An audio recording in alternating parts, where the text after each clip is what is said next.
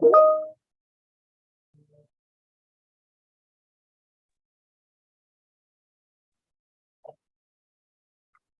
everyone. Sorry, my Zoom had to update real quick. Right, we're ready. Okay, let's get going. Well, welcome everyone to the February 2022 Mine Land Reclamation Board meeting. So on this beautiful Colorado day. Let's start with attendance here. I can see people sitting around the table, but can't really make out who's here. So Tim Mott. Present. Patrick Ortiz. Present. Matthew Cook Redmond. Present. Perfect. John Singletary. Here. And Nell Warham Morris. Present. All right, now I feel like a complete wimp knowing people drove right by me to get in this morning. So. All right. Well, thank you very much today. We've got kind of a cool day today, so let's get going. So let's start with the approval of the January. I guess I should stop back and say this is a hybrid meeting for the board this month, and with a lot of exciting things on the agenda as far as training and celebration of awards. And personally, when I was going over the agenda, I thought it was really kind of cool to be able to celebrate the successes of the industry and some of its people in it today too. So this is a cool day for the board. Anyway, let's start with the approval of the January 2023 minutes. Has everyone had a chance to review those? Don't move. Okay. All right. I hear a motion for first. Is there a second to approve them? Second. All right. Thank you. All in favor, say aye. Aye. Aye. All opposed, same sign. Okay, thank you. So there's a motion passes to approve the January 2022 minutes. Next on the agenda is the continuances and withdrawals, which there are none. So we'll just keep moving forward with that. We'll go, let's see. And then there is no consent agendas for today. So we'll go straight into the executive director's office report. Tim, Mr. Mock, would you please give us an update? Sure. Thank you, Madam Chair. Members of the board, colleagues, good morning. Tim Mock, Deputy Director for the Department of Natural Resources. A handful of updates this morning here. One is DNR has a new Assistant Director for Energy Innovation, Aaron Ray. He was previously with OSTB, and then just before taking this position was working on energy policy for the National Council of State Legislators. We've also posted for a tribal liaison for DNR. You've heard me mention that before. That position has closed. We received a very strong response to the posting, and HR is working through minimum qualifications right now before we go into interviews. Parks and Wildlife Director hiring update. We are working to the commission is reviewing applications to advance 4 to 6 candidates to interviews, including 3 panels, 2 made up of stakeholders and 1 with Parks and Wildlife employees. Our target date to fill the position continues to be early April. DNR is launching the development of a pollinator study. We recently signed a contract with a consultant team from CSU to conduct the study. This is in response to last year's Senate Bill 199, requiring the department to conduct a study regarding state agencies, programs, resources, and needs related to the challenges associated with native pollinating insects. And so we need to complete that around January 1st, 2024, and report back to the governor and the legislature. Budget, our supplementals went through the legislature. In doing so, they increased our co-swap. This is the Colorado Strategic Wildfire Action Program by $5 million. So a total of $10 million for 2023. And then that will be funded for that $5 million annually thereafter. We also received some funding to promote the Keep Colorado Wild Pass. Right now, we are performing to expectations. We're seeing about 30, just north of 30% opting in to get the state parks pass via their license plate. And so that is good news and is going very well. And then we received another $7.6 million for water plan grants. Otherwise, this legislative session, we are working on a handful of bills. We expect to introduce a stream restoration bill here in the next couple of weeks. That will help clarify to counties, municipalities, local, nonprofits, how they may go about doing stream restoration projects. Other updates here today, Parks and Wildlife is conducting a full day hearing out in Aurora or in Brighton on the Colorado on the wolf reintroduction plan. They will continue doing that through April 6th in Steamboat Springs. And then we did at the beginning of the month, we captured and collared 2 wolves in North Park. One was the breeding male of the pack that migrated down from, or the wolves that migrated into Colorado from Wyoming, and one of the pups. Unfortunately, the patriarch 2101, as it's known, which was formerly collared in Wyoming, that collar ran its lifespan. Gave our caller the slip, and then this past weekend we happened to recapture him and recollared him, and those 2 wolves are now back running together. CWCB, the Colorado Water Conservation Board, adopted its 2023 Colorado Water Plan. We had celebrated had a celebration event in January. Also, the board approved $22.8 million in funding for water projects from the Water Project Loan Program, including $3.5 million for the first ever groundwater conservation easement in Colorado as part of a community-oriented water management alternative to assist with groundwater compliance rules.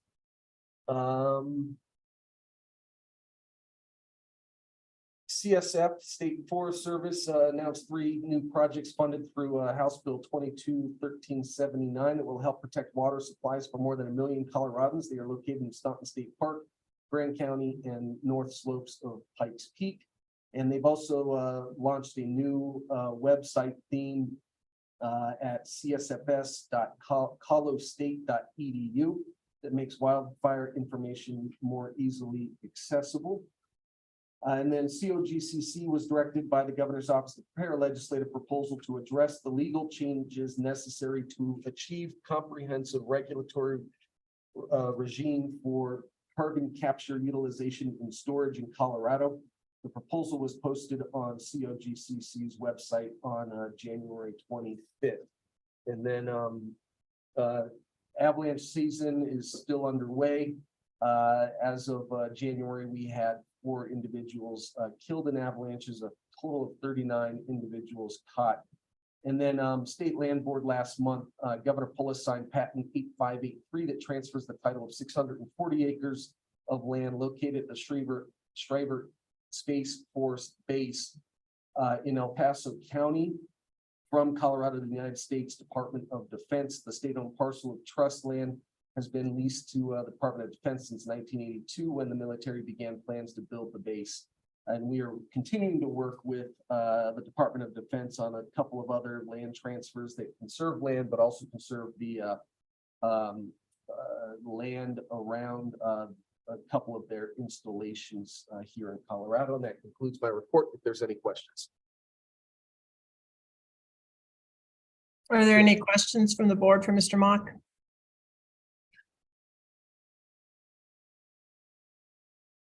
All right, thank you. I thought the wolves slipping collars was a pretty interesting perspective.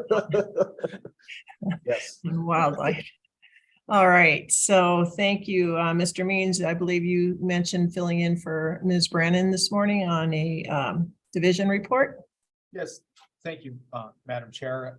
This is Russ Means sitting in for Director Brannon today. For the division and stuff, the Active Minds, we completed interviews and have started the process of onboarding 2 new EPSs. One will be here in Denver, the other one will be in Grand Junction.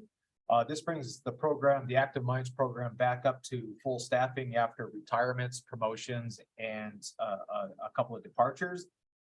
This is probably one of the most active hiring processes we've had in the last 10 years. And I can tell you that all management is kind of tired of interviews and everything. So it's quite a process. What we have and stuff we filled 4 positions since October. And out of that, our new specialists, one is a geographer, one's a paleontologist. One of our newest members is a mine environmental manager.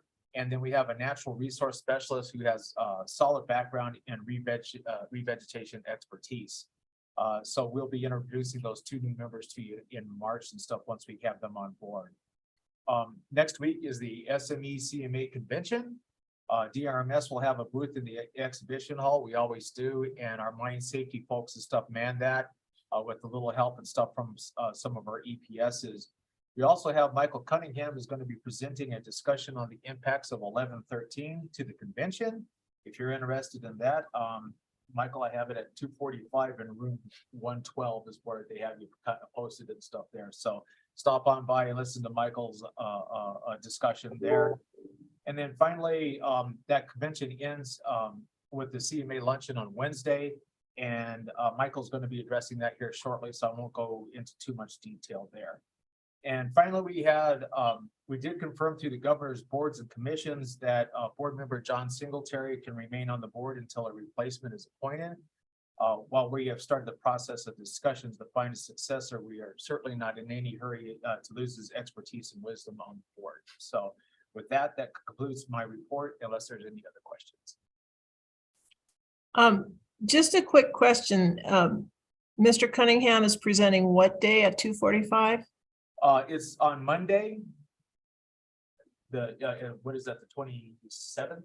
Yeah, the 27th in the afternoon at 2:45 in room 112. Okay, thank you. Any other questions for Mr. Means? All right, thank you very much to both of you for the updates. And congratulations on the staffing. It's just tough times to find good people. So I understand how much work that is. All right, we'll move into the discussion. I think Mr. Cunningham, you have a presentation for us on the Cold and Hard Rock Reclamation Awards for this year, for 2022, I believe, right? That is correct. Give me 1 second while I pull up my presentation.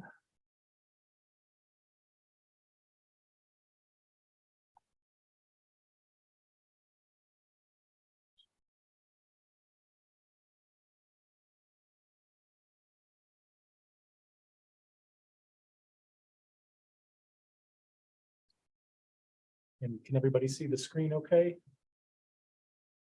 All right. Good morning, Madam Chair, members of the board. My name is Michael Cunningham, a Senior Environmental Protection Specialist here. And it is my pleasure to be able to update you on the award recipients for the 2022 Excellence in Reclamation Awards. All too often, I think we're in front of you on enforcement items, highly contested and contentious matters. So it's a nice change of pace to be able to talk about some of the good work the industry is doing and to be able to celebrate them. As the board knows, the division, along with the Colorado Mining Association, seek to highlight and honor excellence in reclamation in the following categories: overcoming a unique challenge, advanced technology or attempted technology to improve the reclamation process, and developed or continued substantial community partnerships. These nominations are submitted by either division staff or the industry, and those nominations are voted on and approved by the division staff and the Colorado Mining Association. So first up, we will be awarding Mountain Coal Company in the category of overcoming a unique challenge for their work at the West Elk Mine. Historically, the mine has used foam packs that contain hydrofluorocarbons to create seals in the underground portions of the mine. Of course, these seals are critical to the mine safety for the mine itself and for the workers. As a result of a newly implemented regulation number 22, Mountain Coal Company was no longer able to order these due to transportation limitations set forth. So they set about trying to identify a new source of these foam packs. They were, after a number of man hours, able to identify a new source that are free of hydrofluorocarbons. Also, and more importantly, approved by MSHA for use in underground. These new foam packs are going to help advance the state's goal of reducing greenhouse gas emissions. Additionally, they were able to find another opportunity to remove 19,000 gallons of firefighting foam containing HFCs. This material was removed from the site and they were able to donate it to 30 different fire departments. So this is being phased out, but there still is a use for fire departments to be able to utilize this. So they were able to put that to a beneficial use at the end of the day. And the following are just a couple photos showing mine staff loading up this foam for transportation offsite. So congratulations to West Elk Mine and the work that they're doing out there. Next up, we have an award for Colorado Coal Company in the category of advanced technology to improve the reclamation process. And this is for some of the work that they're doing out at Colorado Mine, where they are developing several small shrub trials to gain an understanding on how to successfully implement tall shrub establishment on a small scale. Colorado targets 2 post-mining land uses based on slope. Slopes under 10% are targeted for wildlife, and slopes over 10% are targeted for grazing land. The mine developed a 5-phase project, which involved a comprehensive literature review, an assessment of topsoil chemistry, a snow drift study, a construction plan, and finally establishment of the test plots. They utilize soil mounding to create small valley spaces to plant the tall shrubs, and these soil mounds were inoculated with mycorrhiza and planted with mountain mahogany, choke cherry, skunk bush sumac, Saskatoon serviceberry, snowberry, and a sagebrush steppe seedlings. The study is ongoing, but the results will be used to understand how to implement tall shrub and aspen reestablishment. Of course, out at the mine, this is not their first foray into reclamation. They've successfully completed reclamation and revegetation out there, but again, I think this is a testament to the mine site's continued commitment to reclamation science and advancing their understanding of how to reclaim these lands to the best use possible. So here are just a few pictures of some of the test plots that they established. You can see they're fenced off. They've got some of the soil mounds out there. See some of that snow fence on the right side there, and some snow that's been captured around these mounds. So congratulations to Colorado Mine and the good work that they continue to do out there. And last, but certainly not least, we have the Dr. James A. Pendleton Mine Land Reclamation Award. This award honors the memory of Dr. James A. Pendleton, principal scientist with the division. As an engineering geologist, mentor, and trainer, Jim provided valuable guidance to the programs in geotechnical engineering, mountain scar reclamation, mine subsidence, and resolution of issues at controversial mining operations. And it is my pleasure to announce that this year, the Jim Pendleton Award will be going to David Bieber with Martin Marietta. For those of you that don't know, Dave has been with Martin Marietta as their manager of geology and survey since 2014. In his current role, he is responsible for adapting existing mine plans to meet modern day demands, planning and directing reclamation for existing operations, and development of mining and reclamation plans for future operations. And I just want to read a little bit more about Dave and what he's been involved in throughout his career. He's the past chair of the Colorado section of Society for Mining, Metallurgy, and Exploration. He is a past president of the Association of Environmental and Engineering Geologists, and has also served on the executive committee of the American Geosciences Institute. Dave currently serves as director for the Forum on the Geology of Industrial Minerals. And over his long and varied career, the past 36 years, he's performed work as a consultant, miner, college professor, and a regulatory inspector. And I want to note one other thing that he has done here in the recent past in his current position. Dave was instrumental in permitting the expansion of the Parkdale Quarry in Fremont County. This expansion added 700 acres of mineable area within a 1,400 acre BLM lease area. and provided Martin Marietta with approximately 400 million net tons of reserves. On December 29th of 2021, the division approved the expansion of the Parkdale Quarry without receiving a single public objection. And I think that lack of public objection is a testament to the plan that Dave contributed to, as well as the significant public outreach that occurred really years prior to that permitting phase. So Dave embodies the spirit of Jim Pendleton, and we're pleased to give him this award. And as Russ said, we will be honoring these companies and individuals at the upcoming joint luncheon hosted by the division and Colorado Mining Association. Again, that's next Wednesday at 12 o'clock. It's part of the 125th National Western Mining Conference. And with that, happy to answer any questions that the board may have.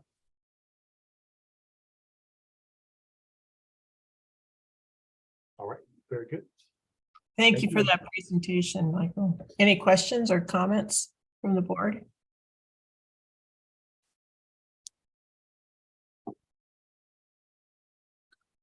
All right. So moving to our next item, which is the Mine Line Reclamation Board new member orientation and our required annual training. Who is, Mr. Means, are you leading that for us today? I guess, yeah. Yeah, I'll get us started off and then we'll go from there, so. I got this. I sent it to you, so it's straight from working phone. Thank you.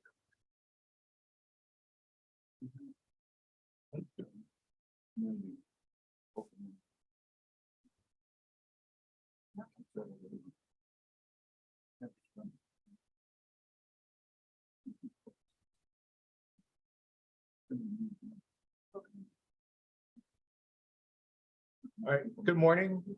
My name is Russ Means. I'm the Minerals Program Director, and we'll start this off. Today, we are going to be working on what's required. Every year, there's an annual training for boards. Today, the program managers are going to just give you the DRMS 101. Some of you have seen this before, but you've had some updated stats for you and that, but for new members, and that it kind of explains who and what the division is and stuff, our different programs. And then from there, we're going to turn it over to the senior EPSs, and they're going to walk you through the requirements and stuff for public notice. Over the last year and a half, I know that in some of our meetings and stuff and that have been contentious, there's been issues discussed about public comment and how those notices are put out there and that. So we thought it would be a nice time and stuff in that to go into that into a little bit more detail so that the board understands what's required by the act and the rules, and also what the division's trying to do and stuff in that to maintain some transparency and be more accessible and stuff to the public. So we'll let them go into that detail and stuff here. So we're going to start off with the organizational chart. Of course, Dan Gibbs is our executive director. J.D. Brandon is our division director. Cami Mosier is the board administrator. You talk to her more than anybody else. And for the Office of Active and Inactive Mines, Jeff Graves, he'll be doing a presentation here in a minute. Jason Music and myself, we operate the Office of Mine Land Reclamation, the Active Mines program, which is the combination of both the coal and the minerals programs. And then we have the financial management administration and stuff in that, which Kristen Epley heads up. And this is informal today, so if you see something you want to talk about a little bit more and stuff, please feel free to interrupt us and stuff in that, because this is your time. So. This is our budget. The number up at the top is correct. In that, we have a budget of a little over $8 million. That's split between federal funds, grants, also cash funds and stuff. Particularly the minerals program has fees and stuff. And then we also have cash funds and stuff for severance tax. Severance tax makes up about 55% of the minerals budget. And there's a matching portion and stuff in coal that Jason will talk about a little bit more.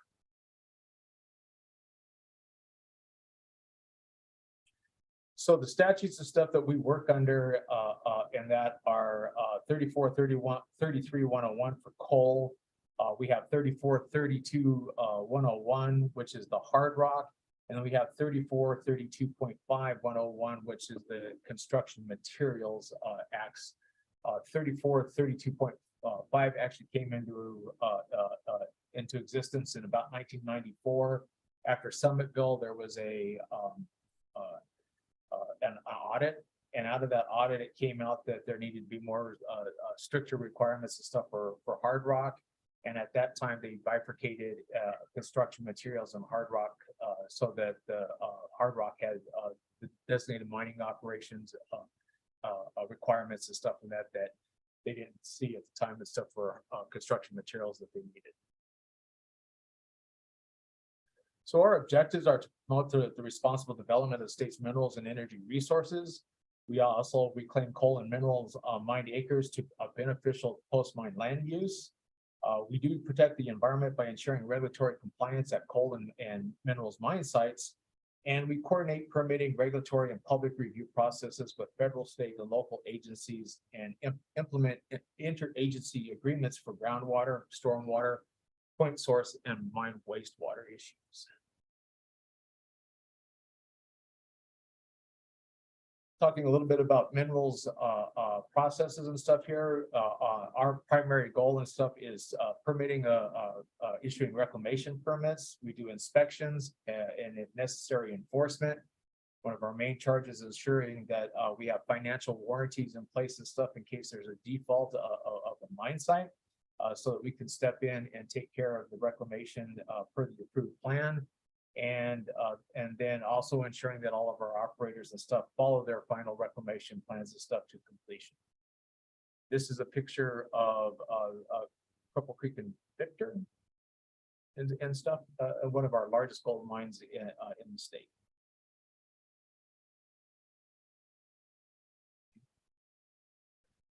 So again, minerals program and stuff, we administer hard rock and construction materials. Slow here. We allow for the continued development of mining operations while requiring mine land to be reclaimed to a beneficial use. And that's an important thing. Beneficial use is different than restoration. In coal, they have quite a bit heavier standards than hard rock and construction materials.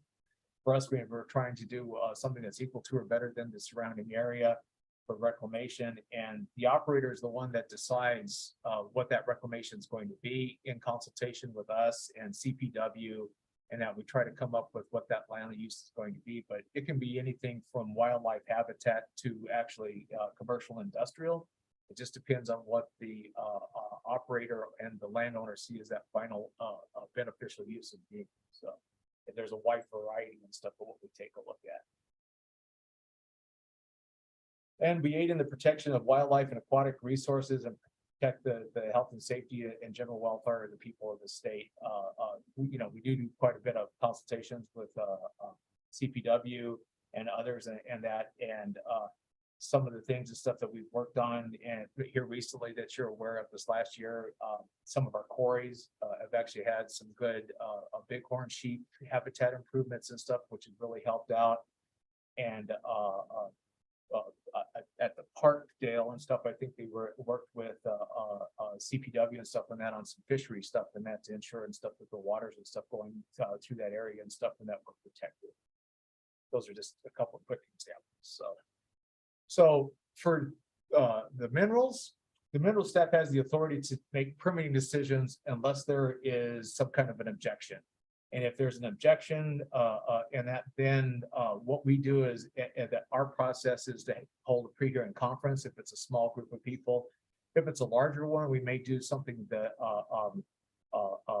earlier on and stuff and that to outreach and stuff to folks to give them an idea of what that process is. So that we do a pre-hearing conference and then we make a recommendation to the board. Everybody comes forward, the applicant, the board, and the objectors. Of course, you know that most of you know that process. And then we all go through all of our facts and information, and the board determines the stuff whether to approve or modify the application or deny it. So, and one of the important things is that any decision that our staff makes is appealable to the board. So, per the rules, in the act and stuff, if we make a decision on an application, or a technical revision or something, and somebody does not necessarily agree with that, they can appeal that decision and stuff if they are an aggrieved party. And that would come before you and stuff and that for a reconsideration. And all of our enforcement actions for minerals and stuff are brought to the board. If we see an issue and stuff, and that will issue a reason to believe letter and that, or a possible violation. And then we bring that to the board and present our case to you, and you decide whether there's a violation or not. And that's different than what Cole does. Some quick stats, not to bore you, but this year and stuff that we had 1,363 permits. We have a little over 190,000 acres and stuff permitted. We had 62 new permit applications come through, and we did about 285 modifications. That's technical revisions and others. Staff conducted 529 inspections. While that number is down from what the goal of 620 is, it is up and stuff pre-pandemic. And also in reshifting around some of our priorities and stuff, we're looking at bigger mines and more complicated mines and stuff up front, which takes a little bit more time. So we had 13 official citizens complaints. We issued that's a misprint there and stuff, and that's several NOVs and stuff. I think we had 13 for the year. And overall, we had about a 98% compliance rate. So you get to see the 2%, right? but we're very proud of stuff for the fact that we have 98% of our operators and stuff that are in compliance with the act. And just on the bottom line there, we hold approximately 800, well, not approximately, but $810.6 million in financial warranties. So, and so that's everything from the little small mom and pop operations all the way up to the big mega mines and stuff like Climax and CC. And Russ, Yes, sir. just as an observation, you know, I think it's pretty outstanding, some of the reclamation projects. And I think we need to tell our story a little bit better to the public. I think we had it'd be nice if sometime, the board can go see some of these. I mean, these places are outstanding, and I think that's a tribute to what we do. And we need to tell the good side of our stories, maybe a little more. Yep. On our website, we do put out Yeah. our reclamation awards. We also have Reclaim Colorado, which is another site, website and stuff that kind of promotes some of that. And some of our discussions and stuff that we have moving forward is possibilities of some social media possibilities and stuff where we can put some of those stories and stuff out there. But yeah, I totally agree. And it's interesting, when we do these awards for like hard rock construction materials, a lot of times it's like pulling teeth to get operators to actually nominate themselves or to go along with a nomination and stuff. So the industry could do themselves a big favor by jumping on that bandwagon and stuff wherever it's possible and stuff too. So we're always trying to get them to tell their story just as much as we are. Would be nice if the board could see, Yeah, there are a couple of sites close by, and maybe this summer and that, maybe we can talk about a possibilities and stuff of a field trip or something to see a couple of the sites and stuff. that's worthwhile. It is, and that I agree. That's, I still, even though I'm chained to my desk and stuff, I still like to get out into the field and stuff and that every year for a couple of runs and stuff like that and see what everybody's up to. There's a reclamation exhibit up at National Mining Hall of Fame as well. We've certainly kind of, we put our grass seed up there, some of our monitoring. Yeah. Maybe Newmont's got some participation and everything, but it's, just kind of a good snapshot example and pretty accessible to this reclamation. Or Yep, some good yeah. before and after pictures and. It's very like Black Cloud and stuff from what it was to where it is and stuff today and stuff certainly is one of those. And they may be coming in, they're getting close to stuff to final reclamation release. So maybe we could take a look at that as an opportunity to go up and take a look around. So And, since the repair of California Gulch, we now have 106 miles of full water stream on the Arkansas. Pretty good, Yeah, it is. pretty good. So, Mr. Means, can we make this actionable? Instead of, what I hear in mining is a lot of good intentions, but could you help us make this actionable in like June, July, when the snow's gone up for a trip up to Leadville for the board? yeah, I think that we can certainly take a look at that and I'll take a look. I'll talk to staff and the operators and stuff and see what we can do. And in the past, the board has had their monthly hearing and stuff and that over on the western slope or some other area. Usually it was tied to something pretty controversial or rulemaking or something, but there's nothing and stuff that would preclude us and stuff in that from, we'll work with Chuck and stuff to make sure we're on the legal side. But yeah, let's see if, we'll see if we can make that happen. Thank you. Do that. This is just a quick kind of a breakdown between the main office and the field office. Active Minds has the primary staff and stuff are here in Denver. And then we have the field office and stuff in Grand Junction, which I was there for 17 years. This kind of gives you an idea of how our teams are broken up. Best way we found to do this and stuff is primarily through counties. So that specialists have counties and a number of permits and that, so we can balance out between all the staff members, the number of permits that they're overseeing and the type of permits. Somebody may have a big coal site or a big operation and stuff and be a lead of a team and that does that. So they may have less permit numbers, but they have more complicated sites and stuff to go over. And we are all constantly looking at this and adjusting it. We've got new staff coming in. Obviously, and stuff, we start them out on a little bit easier of a path and move folks and stuff up into more complicated sites and stuff as time goes by. Russ, Yes, sir. could you help me explain that map just for a second? So let me go back here. Got it. Yeah. So let's take the light blue Cs, I guess, like how those are spread around the state. I mean, what would be the significance of those being under sort of one field team? Well, the C team and stuff in that, and this one's a little out of date, but but it's just the way they may have coal sites, primarily coal on that team. So that's Routt County. And so with that heavier load and that they also have some hard rock mining and stuff in Park.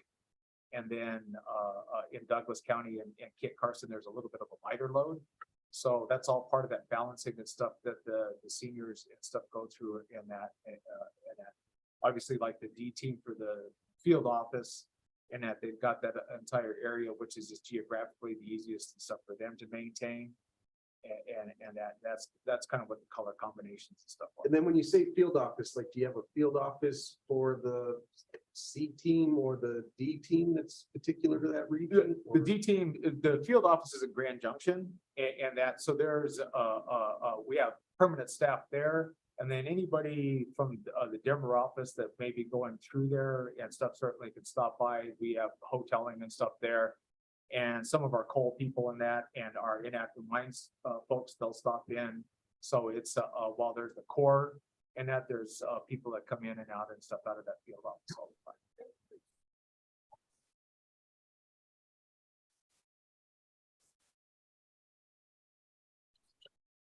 So these are just some pictures and stuff, a little bit of what Minerals does. You know, of course, we have Cripple Creek and Victor Gold Mine and stuff down south.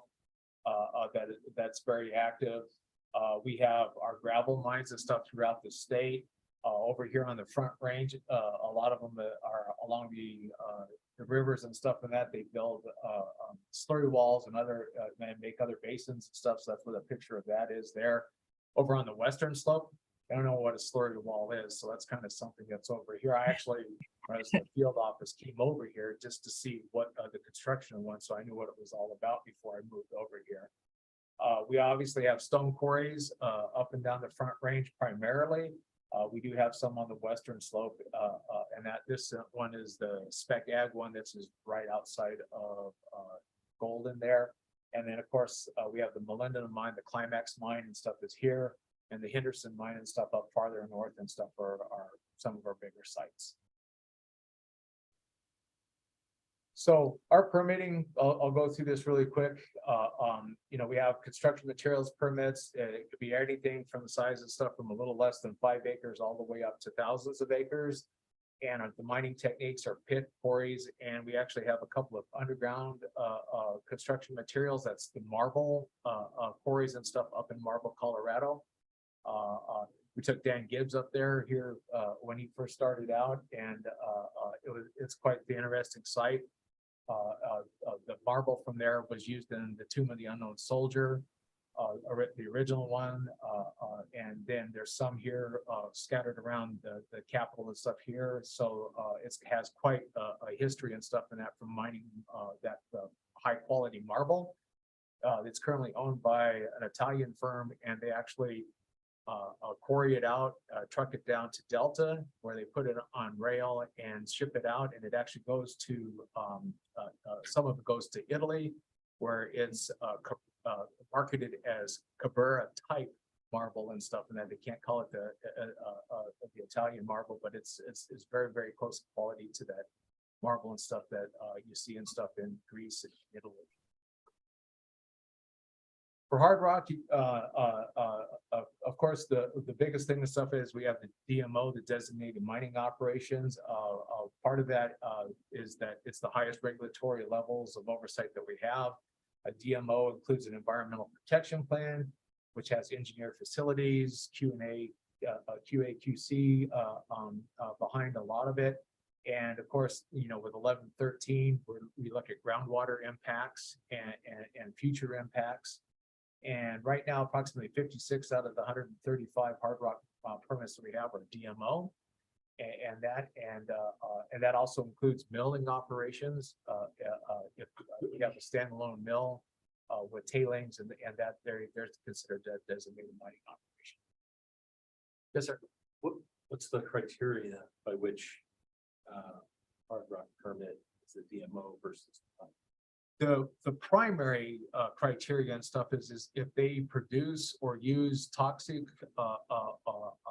materials or produce acid producing waste and stuff like tailings and stuff that are high in sulfates, and that those are the two primary and also if there's a high potential and stuff in that for impacts to groundwater in quantity or quality. We take a good hard look at that. So like all the cyanide leaching, those are all DMOs. Oh yeah. That's all.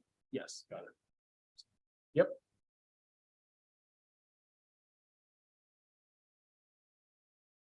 The bonding and the cost of reclamation, that's one of our main charges and stuff in that. Our EPSs, when they go out and do inspections and stuff, they do updates on their bonding and stuff. So when we do an application and it's approved either through the board or through us, we have an initial bond. And then from there, when we do our inspections on a regular frequency and stuff of every couple of years or and stuff, we'll take a look at those bonds and update them to account for inflation. So that we're trying always and stuff to have enough money and stuff to reclaim the site if it's revoked and bond is forfeited. That includes indirect costs. You know, it's the cost of what it would cost for our inactive mines to hire a contractor to get that done. So there's profit, administration fees, and insurance and all of that are all calculated into that bond amount. And we tried hard and stuff in that to keep those and stuff as up to date as we can, while not trying to be overly burdensome on an operator and stuff with too much regular intervals there. So this is a picture. We were talking a little bit about, you know, the quarries and that. So this is Bighorn Sheep on a reclaimed quarry site. This is actually, you know, you guys were parked in the parking lot and stuff at Floyd Hill today, and these guys were right up above me and stuff. This is at the Fry and Sons Quarry and stuff there, the Wallstrom Quarry. So with that, I will turn it over to Jason Music in the coal program and let him walk you through what that update stuff there.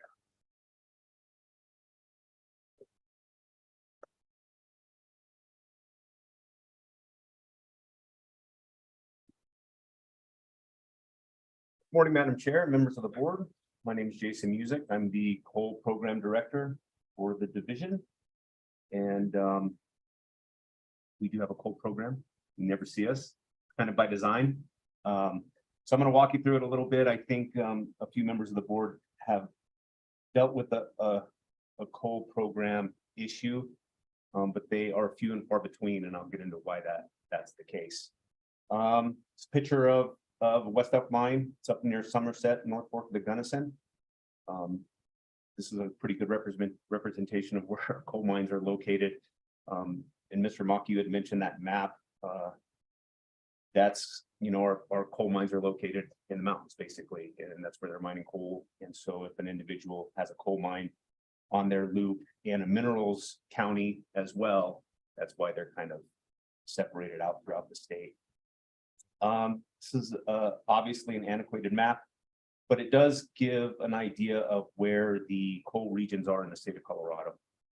Obviously, we have no more coal mines in the Denver region. We do have a site in Kingsburg that is currently in reclamation. That's the only permitted site there in the Denver region. We do have a couple of sites down in Raton Mesa. We have one site down in the San Juan. And the majority of our sites in the Uinta region or the North Park and Green River.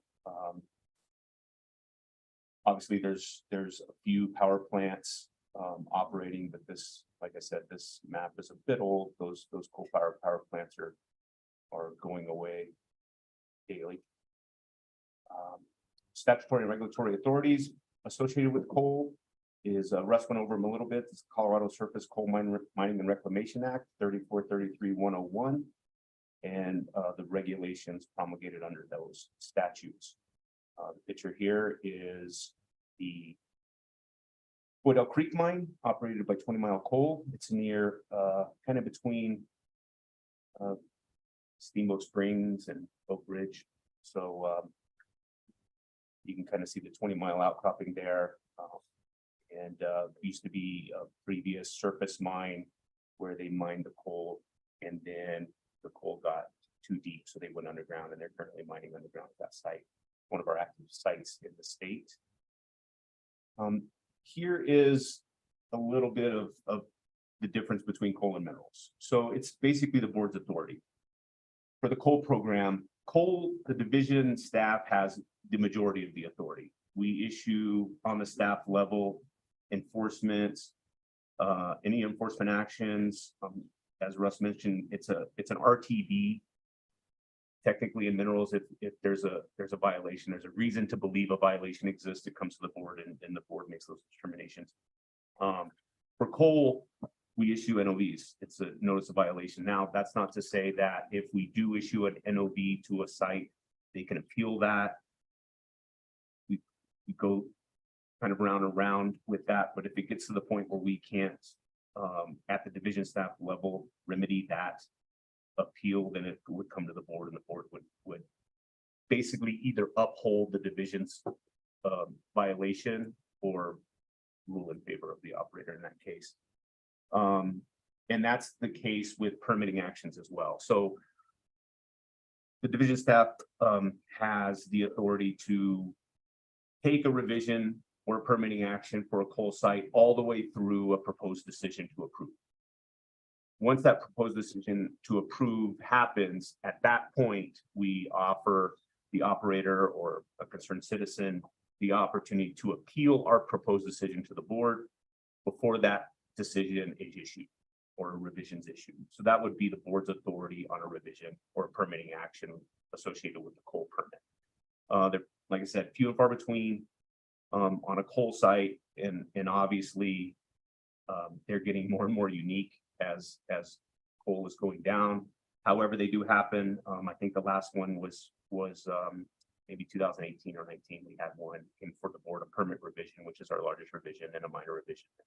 The board needed to make that ruling and either uphold the division's proposed decision or send it back down. So that's kind of the biggest difference in the board's authority between coal and minerals. Is there's just more authority on minerals permits and less authority on coal, and that's by statute. And so Another unique, another thing that's unique to just coal is, so the Coal Act was passed by the Colorado General Assembly, and this was in response to SMACRA, which is the Federal Surface Mining Control and Reclamation Act in 1977. And SMACRA required all coal mines in the United States to meet a minimum performance standard for environmental and public protection and reclamation. That act, SMACRA, also provided an opportunity to states, any state that was mining coal or had coal reclamation in it, to gain primacy, create their own rules, administrate their own program under those rules, which Colorado obviously chose to do. So Colorado was delegated primacy in 1980 by the Department of Interior, the Office of Surface Mining Reclamation and Enforcement. Because of that, the coal program is oversighted by a federal agency, OSMRE. And that oversight authority also grants the state funding. So depending on the amount of federal lands associated with the state, that's how your funding is determined.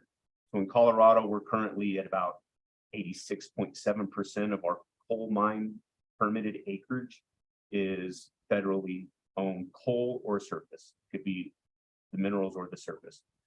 And but we chose to split our funding 79-21. It's just kind of been an historical number, which we'll address and try to change. But so we get 79% of our funding for the coal program from a federal grant, 21% is provided from severance tax. And because they provide that funding, there's the oversight component. So they go out and do inspections with us. They're basically not doing our inspections. We go out, we do our inspections monthly. We make sure everything's fine. We do our permitting. However, they are inspecting us, making sure that our program's up to the standards of our acting rules and SMACRA as well. So that's a little different in minerals. We have that federal component associated with this. Few stats. Now this says fiscal year 21-22 because that's also the evaluation year.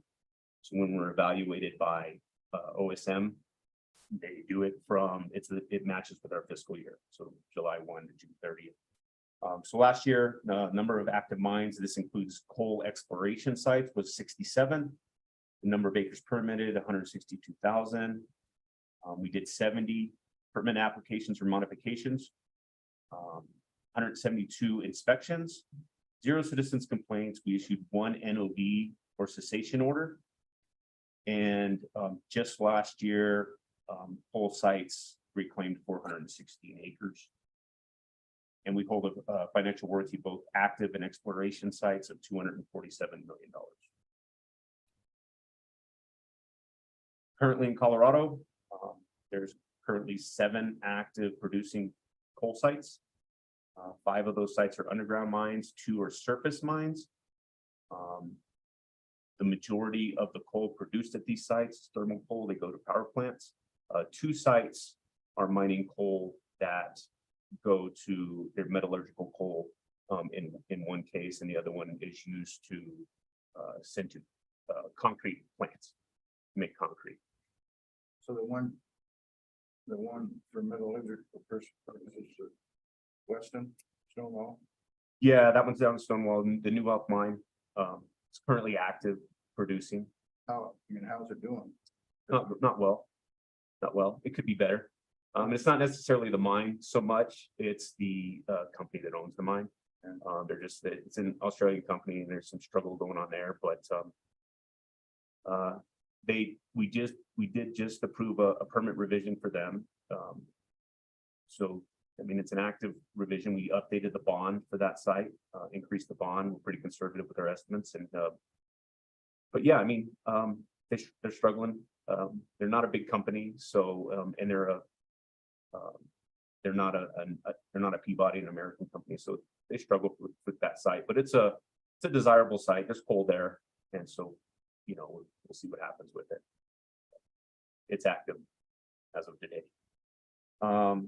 Last year, Colorado produced a little over 12 million tons of coal. That ranks probably, I think last year it ranked about 5th in the country. which is generally where Colorado is with coal production. It's fluctuated over the years. When I started here, we were top 2 or 3, with Wyoming being the most, obviously, but we stay in the top 10. And coal industry employs about 1,000 miners in the state in all of their mines, both the reclaimed mines and the active mines, obviously. Russ spoke a little bit about performance bonds associated with minerals. With coal, it's basically the same situation. Performance bonds required for all operations.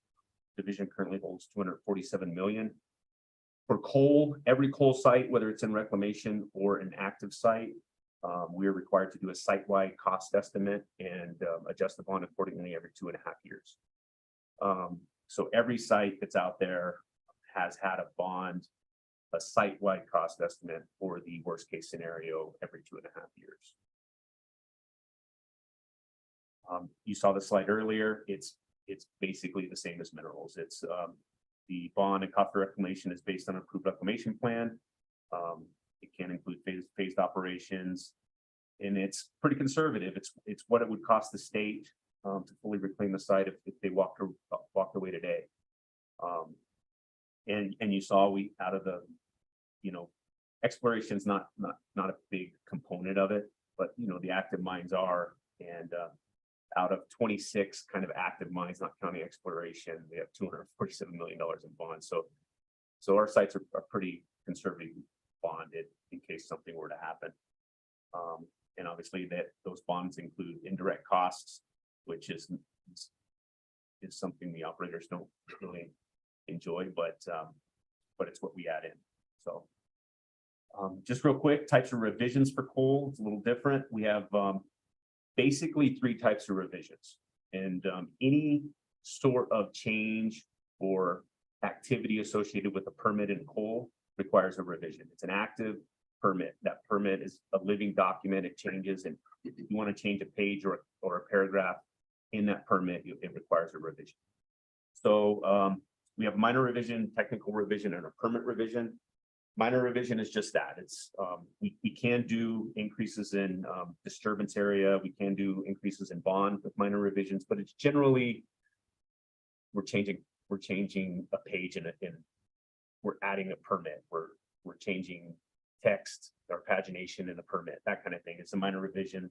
It's a quick turnaround time. A lot of times it can happen in a day, but it's generally a 10-day time frame. But super minor, but it needs to happen if anything were to happen on the site. Technical revisions, obviously it's a little higher.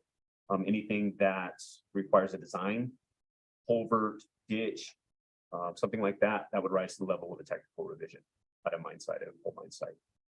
And obviously a permit revision is the most significant revision. It's adding acreage, change to a mine plan, significant change to a reclamation plan, changing post-mining land uses.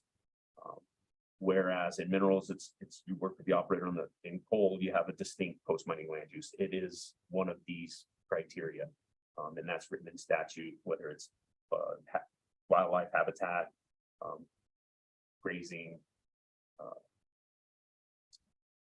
industrial, commercial, that kind of thing. It has to be something that's written in statute, or it would be something that we would have to approve and the board would have to approve. They came in with some sort of off the wall post-mining land use. There's a few things that the board would have to approve. And then we have obviously other types of actions. They're not necessarily revisions, but bond releases is a big one in coal. And I'll get into a little bit on bond releases, but we also have surety increases, bond releases, those types of technically actions. They're not really revisions, but we call them revisions internally just as an action for a permit.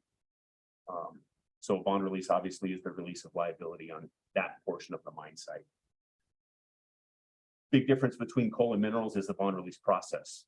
So for coal, once that ground is disturbed, there's a 10-year liability period associated with that.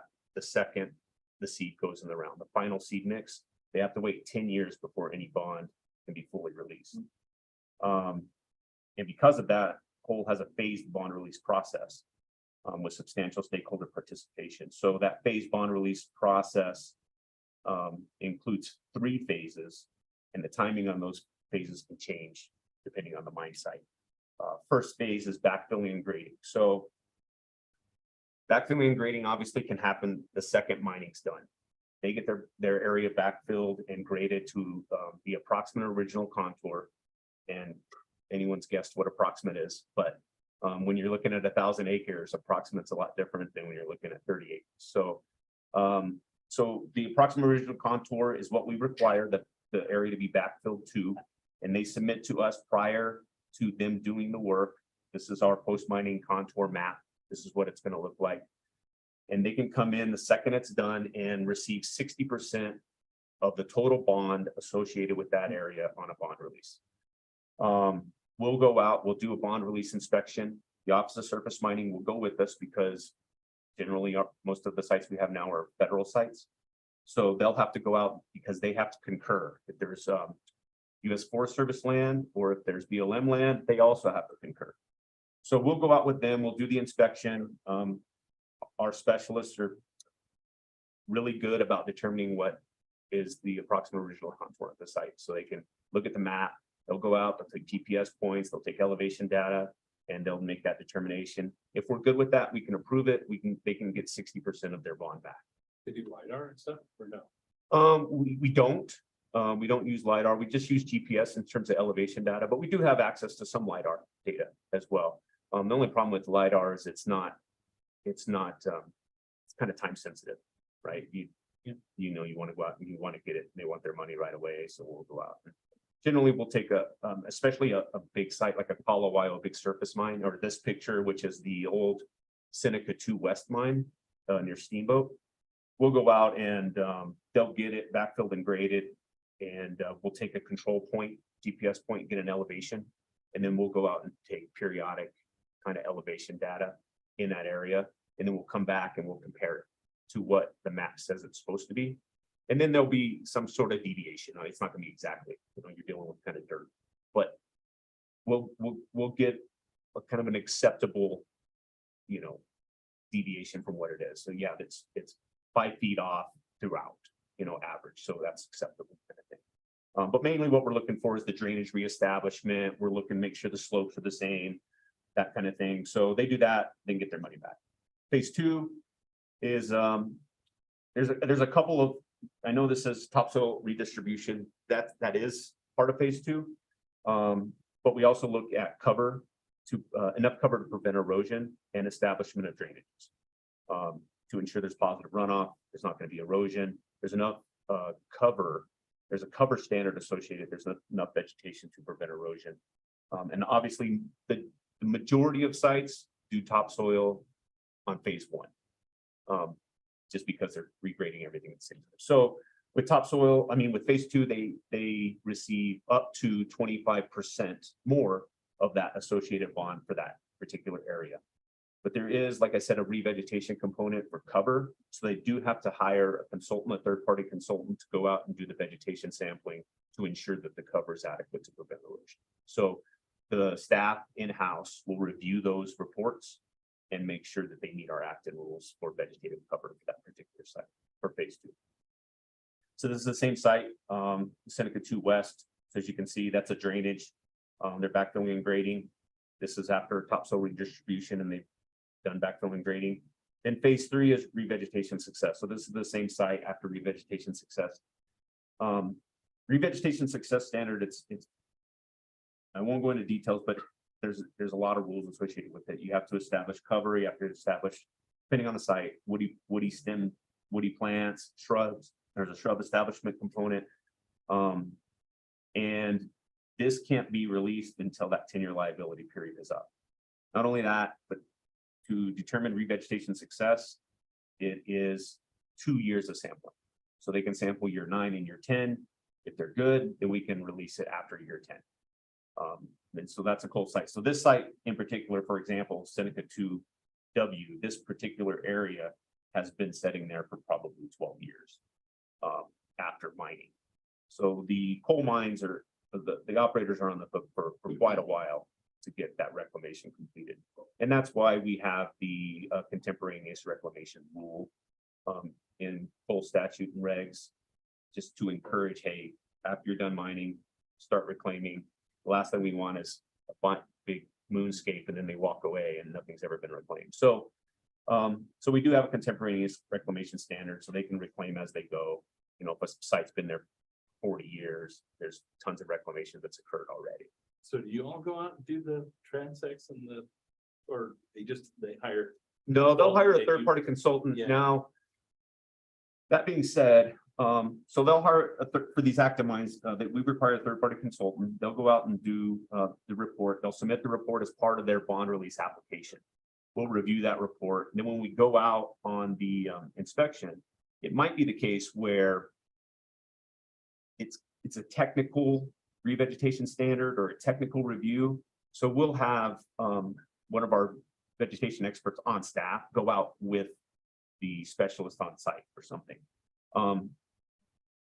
Now, we won't get into it too much. I don't think I get into it at all, actually, but we do revoke permits. There are some revoked sites in Colorado where we've revoked the permit. Now, we don't have a giant site that's been revoked. They're small, tiny sites. On those sites, we, as a staff or as a division, has made the determination that we are still going to conduct the reclamation success as would be the case if the operator had it. So for phase 3 bond release, we still go through the phase bond release process.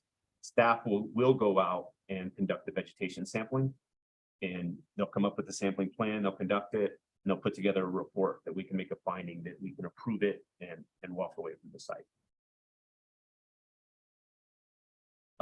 Just a couple of pictures. This is the Yost mine in Routt County. It's actually the boundary is coincident with the Seneca 2 mine, but this is just an example of them mining a drainage in the first picture. Second picture is the reclamation of that drainage after the initial seeding that first year.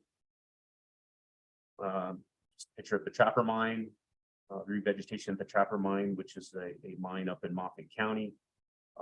It's one of our larger surface mines. It's actively, and they conduct. When you look at a surface mine for coal and how the progress of that mine, that's what Trapper does. They'll mine, they'll move forward, they'll backfill, they'll reclaim, they'll mine. It's kind of like that's the Trapper. They don't just create a big pit and then go back in it. And this is the New Horizon mine, which was a surface mine down in Montrose County. It's in reclamation as well. This was a mine that was the only mine we had in the state where the post-mining land use was prime farmland, which has their own regulations associated with prime farmland. This is a case where you don't obviously have a woody plant standard, and it's based on production and yield of that crop. And it's doing well. So with that, that's all I have for coal. If you guys have any questions? I don't see you too much, but You have a. Thank you, Jason. Coal is gonna last. Yeah, just so that's an interesting question, John. So coal, here's the thing with coal mines in Colorado. Our active coal mines are active. They're producing coal. The numbers are down, obviously, but coal's down everywhere, obviously. We have the Foydell Creek mine, which supports the Hayden Power Plant. The Hayden Power Plant has a shelf life, obviously. We have the Trapper mine and the Colorado mine that support the Craig Power Station, which has a shelf life. And the Desirado mine supports the power plant in Vernal, which also has Vernal, Utah, which also has a shelf life. That said, I do know that coal mining in Colorado are turning down contracts to export. So the coal in Colorado doesn't necessarily have to feed a power plant next to it. Now, ideally, that's the best situation. Trapper's a point source for, the Craig Power Station. They just truck it. But if they had the ability to get it to rail, get it to export, I'm sure they would attempt to do that. And the only reason I say that, I don't know if they will or not, but we have been processing permit revisions on increases in permitted acreage to mine more coal. That hasn't stopped. It's slowed down, obviously, but it hasn't stopped. And so the workload on staff it's not where it was, but it is somewhat evened out. Like it's not going down too much anymore. It's stabilized a bit. Anything can happen. They can come out tomorrow and say they can't get contracts, but for example, the West Elk mine in the North Fork of the Gunnison, they don't feed their coal to a power plant in Colorado. That goes to export. And it's good coal. Colorado has good coal. It burns clean, sub-bituminous coal, at its high BTU rate, and a lot of people like it. So if there's an opportunity, I'm sure a coal mine isn't married to the power plant. So, but I can only speak to the workload on staff, and the workload on staff is still pretty good, pretty substantial. And obviously, as the board knows, we merged programs for that reason, for the kind of, I guess, down dip in coal and process. But when a permit revision, when a contentious site, when something contentious, a contentious activity, a contentious bond release happens at a coal site, it's a federal issue, literally. Everybody's involved. The West Elk mine submitted a small TR to us, just a small TR, and it was literally a federal action, and it is a federal action right now. It's currently going through NEPA analysis, and for us, it was 10 years ago, it would have been a small action. So that, I mean, roundabout way of answering your question, I don't see it. It's dynamic. It's extremely dynamic. Change tomorrow, one way or the other. I'm just relating in Pueblo, the Comanche power plant there, it's XL, and it's I think everything's gonna be shut down by 2030. Right. 2 of them are gonna go down, but I think that coal comes from Wyoming, I'm not sure. It does. Yeah, But it's not that like Colorado. the new steel plant down there, when it's completed, be the state of the art. They're gonna make, a 1/4-mile rail. And it'll be probably 900 million when it's done. And at least 70% of that plant's energy will be solar. So that's kind of, they think they'll get it up to 90. So it's I just kind of was relating in my home area, but. Yeah, and obviously policy here in this country and in this state especially is a deviation from coal, and take that for what it's worth. But like I said, overseas, Yeah. people are wanting coal, and the mines here aren't, they're not. That coke coal that's coming out of Trinidad, that's Right. going overseas when That's right. Yeah, the coal, and the coal coming out of the King coal plant down in Hesperus. That coal feeds, as I said, a concrete plant, where they make concrete in New Mexico and Texas, and maybe even goes all the way down to Mexico. And so that's not thermal coal. It doesn't feed a power plant, but it does make it goes to use. And speaking of Pueblo, the GCC plant there, the concrete plant down in Pueblo, yep, they run from coal too. And there was some talk of the site down in Trinidad, the New Elk mine. GCC had some talk years ago about that site and using that coal for the Pueblo plant, but whatever happened to that. So, I mean, there's options, but obviously, I mean, we're not naive to think that it's going to be around forever. Unfortunately, it's a downgrading industry. But, like I said, our workload hasn't changed too much. It's kind of stabilized. And we're still processing applications and doing inspections every single month. And obviously, if coal went away in Colorado tomorrow, we're still doing inspections monthly at these sites for the next at least 10 years. So that's kind of where we are. Thank you, Jason. This is really fascinating to dive deeper into this program, since I'm fairly new and just learning about the scope of the board and your all's work as staff.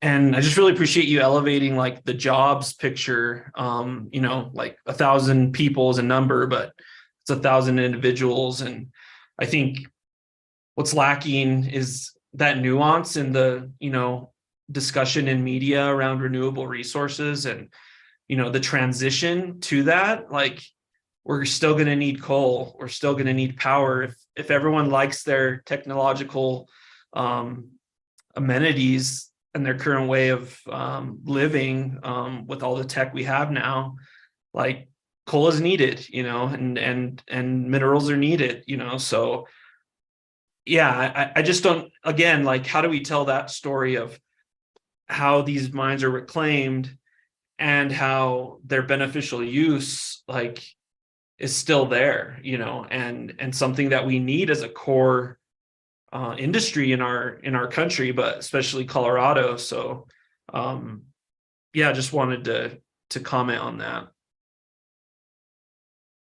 Yeah, I agree with that one. I was gonna ask, when we were talking about the export side of things, obviously, I'm really familiar of sort of what we do for DNR, MLRB, or anything, almost seems like the base minimum, right? And then as a product stewardship side of things, it's on and on and on and on and on. I mean, talk about the last 10 years, it's incredible.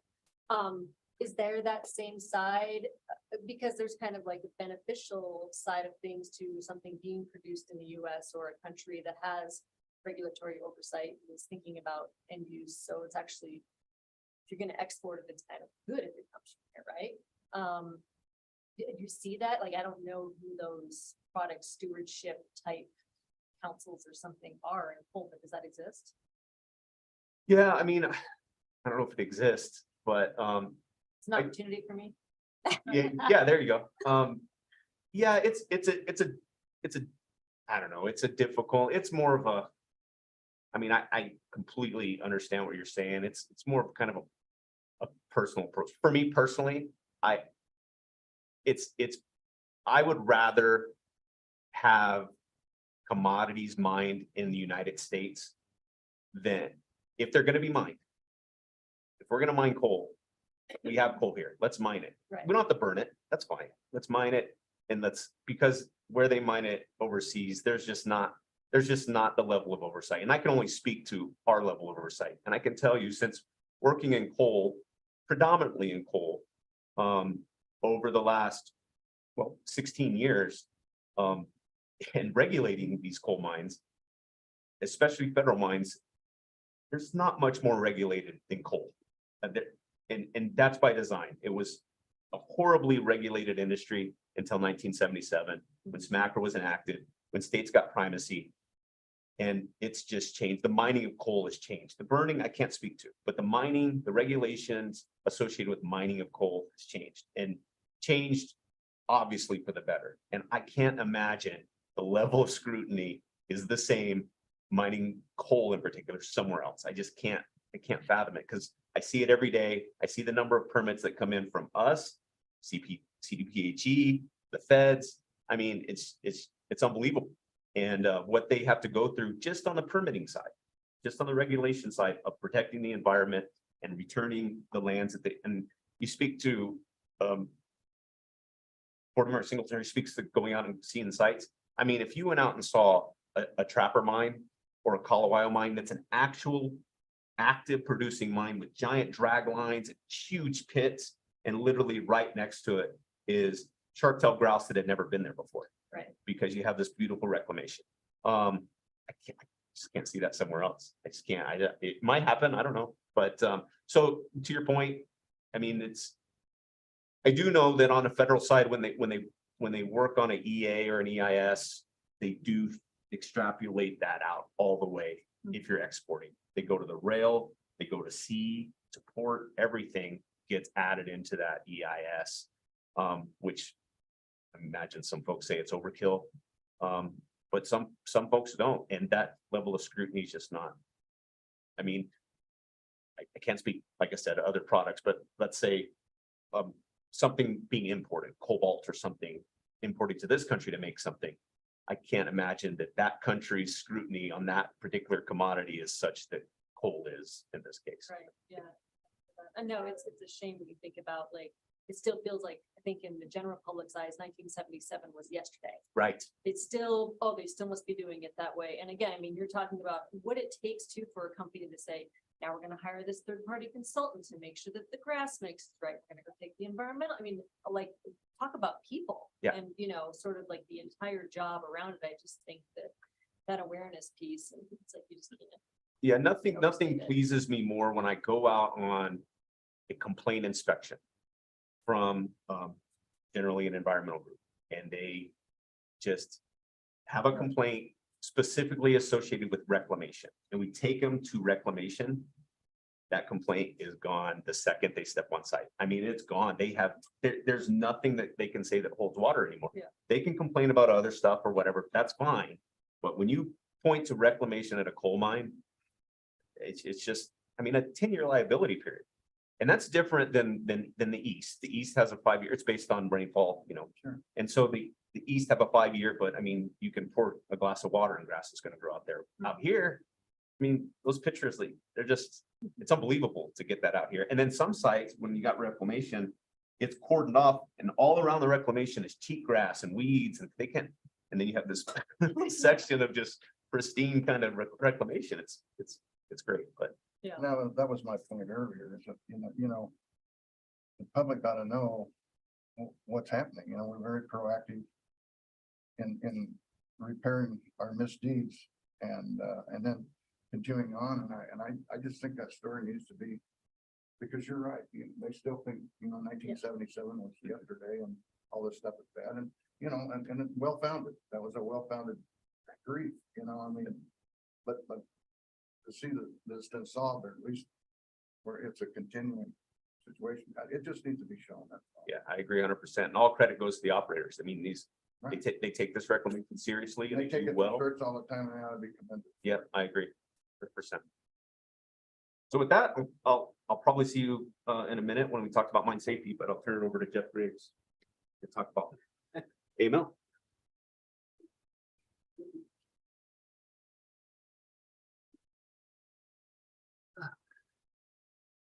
Morning, Madam Chair, Board. So now we'll talk about all those sites where there was no operator prior to 1977 that need the cleanup, so. Oh, yes, Jeff Graves, I'm sorry, Program Director for the Inactive Mine Reclamation Program. I don't come before the board very often. I think you guys see me maybe once a year, if everything's good. So we address hazards and environmental problems associated with legacy or inactive or abandoned mines. All those terms get used. In our world, that means pretty much anything prior to 1977, which is when the act that Jason referenced, the Surface Mining Control and Reclamation Act, came into existence, which formed kind of the basis for our program. And just as a note, our program exists because we have primacy for regulating coal. That's our AML programs on a state level are contingent, at least their funding is contingent on having primacy to regulate coal. So we are kind of connected at the hip with our Title V or our regulatory program. And within SMACRA, the rules that cover inactive mine or AML activities are covered within Title IV of SMACRA. And within state statute, that's 34, 33, 133. And I'll say the statute associated with our program is significantly smaller than either the minerals or the coal program, which leads to a lot more freedom, I guess, for us. So this is just kind of a map of sites in Colorado. And as most of you would recognize, the inactive sites are typically focused along the mineral belts of Colorado, Central Mountains. Obviously down south, we have historic coal mines down in the Walsenburg Trinidad area. And then pretty significant, it's not as depicted on this map, but pretty significant sites associated with uranium production back in the 40s, late 40s and early 50s, kind of on the west slope in Montrose County, San Miguel County, and Mason County. So funding, I usually have a very complicated slide that describes our funding, but I've simplified it so that it doesn't require nearly as much explanation. But this year I did add something on there, and I'll get to that in just a moment. But we receive funding through the Office of Surface Mining reclamation and enforcement, annual grants each year. And those grants are what we're going to term now as fee-based grants to distinguish them from some other funding that we receive. But those fee-based grants are annual grants. The funds last 3 years. They're typically $2.8 to $3.3 million annually. There's variability in that because the funds are derived from coal production. So there's a tax placed on every ton of coal that's produced in a state. That tax is collected by the feds. It goes back to DC, and then they redistribute half of what's collected back to the states to administer their AML programs. There's additional funds on top of that that come from a formula that was developed when SMACRA was enacted in 1977 based on historic coal production. And so there's a number of different elements that form that $3 to $3.3 million each year. And it's production, historic coal production, and then what's considered makeup funds. SMACRA does have a clause in it that requires a minimum distribution for states of $3 million, which is kind of why we hover right around that. Based on our production, we don't exceed that $3 million mark very often. And so we are what's considered a minimum program state. We receive the minimum amount required by SMACRA, which is $3 million. And then the feds take a cut off of that, which gets us down to about $2.8 million. Another long story. But we received those and have been receiving those since 1980. It has varied somewhat. We were receiving about $8 million for a period of time back in 2014 and I think it was 2012 through about 2015. We were receiving between 4 and 8 million for a period of time where the feds had held additional money and they paid that back based on a reauthorization that occurred congressionally. And so these fee-based grants have a limited time frame in terms of the law that's associated with them. I think about 3 years ago, I was discussing reauthorization for those that were actually here on the board. Reauthorization of that fee collection is required within SMACRA based on the previous amendments to SMACRA. So there was a fee reauthorization in 2006, and they had a 15-year sunset on that fee. And so most recently, I believe it was in 2021, Congress, as part of the Infrastructure Investment and Jobs Act, reauthorized that fee-based collection again for another, I think it was 13 years. And so we'll be receiving fee-based grants for another 13 years from that point in time. So that carries us out to roughly 2035. So pretty extended period of time. I mentioned the IIJA for short, that was enacted in 2021. I think Jenny's mentioned this a number of times before you guys in terms of the funds that we were going to be receiving. As you see on there, it's 10 million annually. There's a rather complicated formula for distribution amongst the states that have AML programs for those funds, but it's a significant increase in funding for our program. I mean, as you can see, we were typically getting about 2.8 to 3.5 million. Now we'll be receiving an additional 10 million on top of that annually. There are some caveats, as there always are with legislation associated with that $10 million. It's only for historic or legacy coal mining sites, so we cannot use that for anything non-coal. That is a difference with our fee-based funds. We are allowed to request authorization to use our fee-based funds on reclaiming hard rock sites or non-coal related activities. But those Infrastructure Investment Jobs Act funds are only for coal related sites. Another difference is those are 5-year grant periods. So we just recently received our first allocation. I think it was $9.986 million.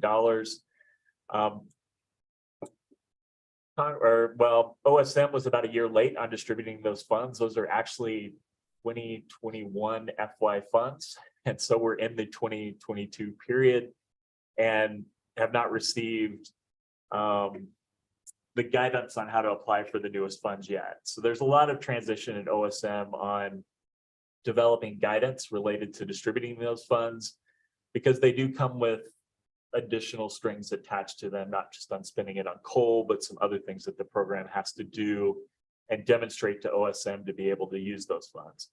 And they're still developing some of that guidance, but they did at least get the first allocation out to us this year.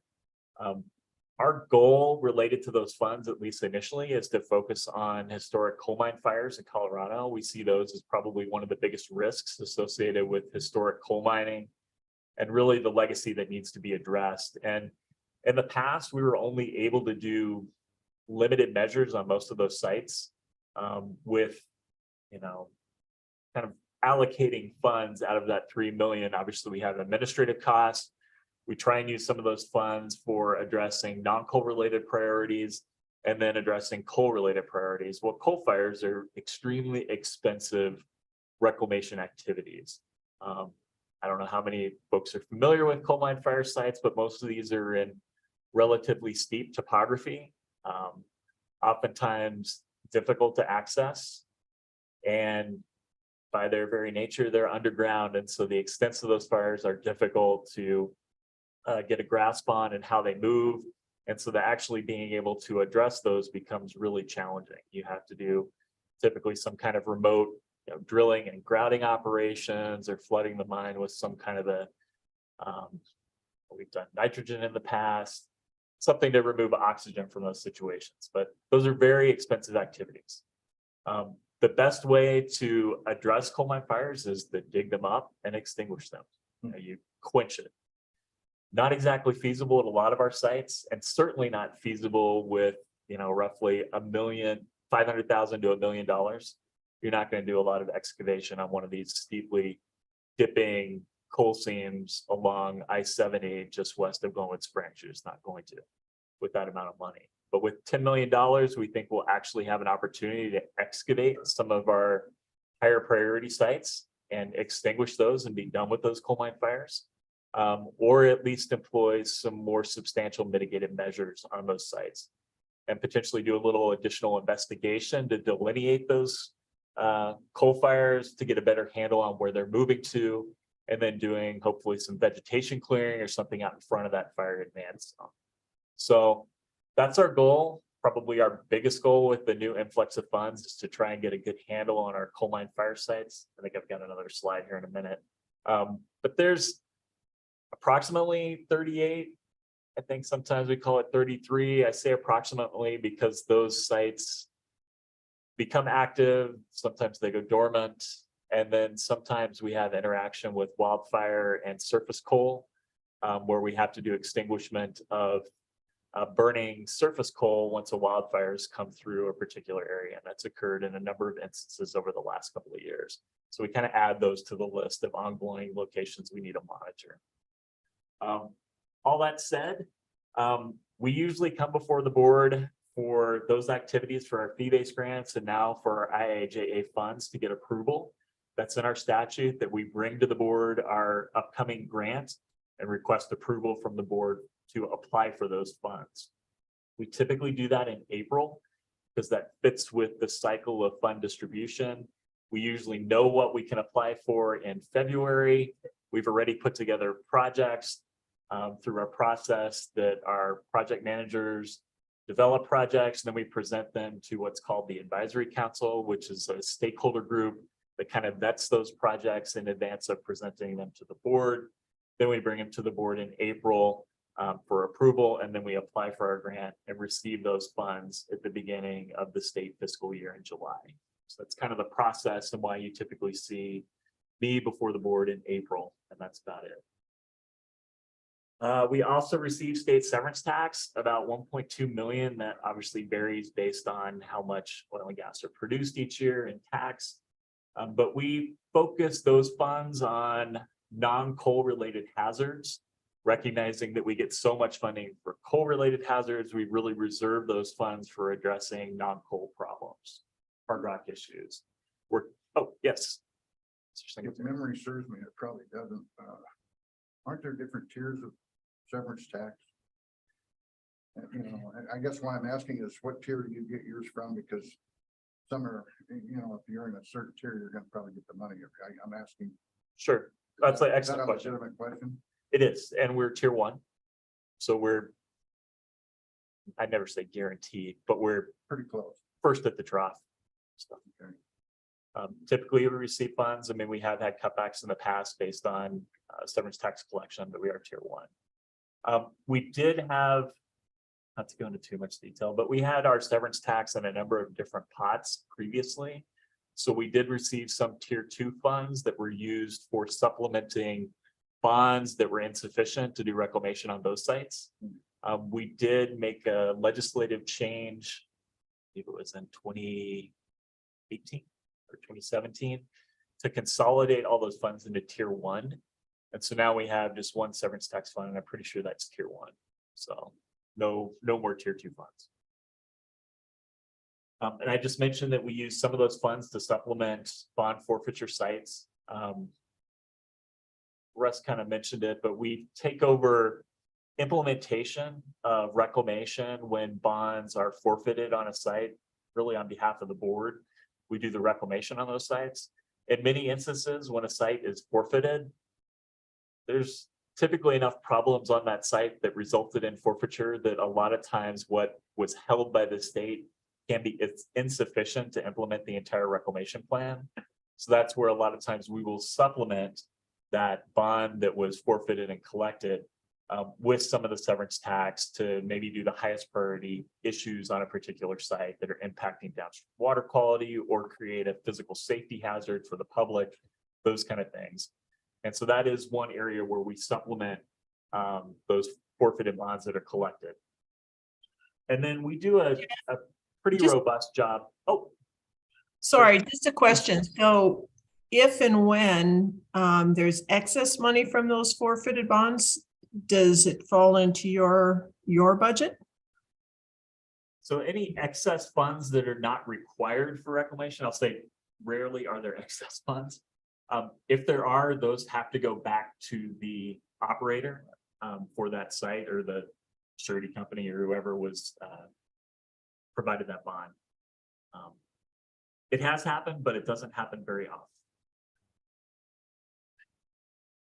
often. And then, as I mentioned, we do a pretty robust job of trying to develop partnerships, recognizing that a lot of the certainly non-coal related sites in Colorado are on federal lands, BLM, Forest Service. And so we do a good job, I'll say an excellent job of partnering with our federal entities to implement reclamation. And so a lot of times we will leverage their funds and they kind of leverage our funds to accomplish more work. So we may contribute some of our OSM funds or some of our severance tax to an overall project. And then the Forest Service may contribute an additional 50% to kind of match those funds. We don't really call it match, to implement non-coal reclamation on a site.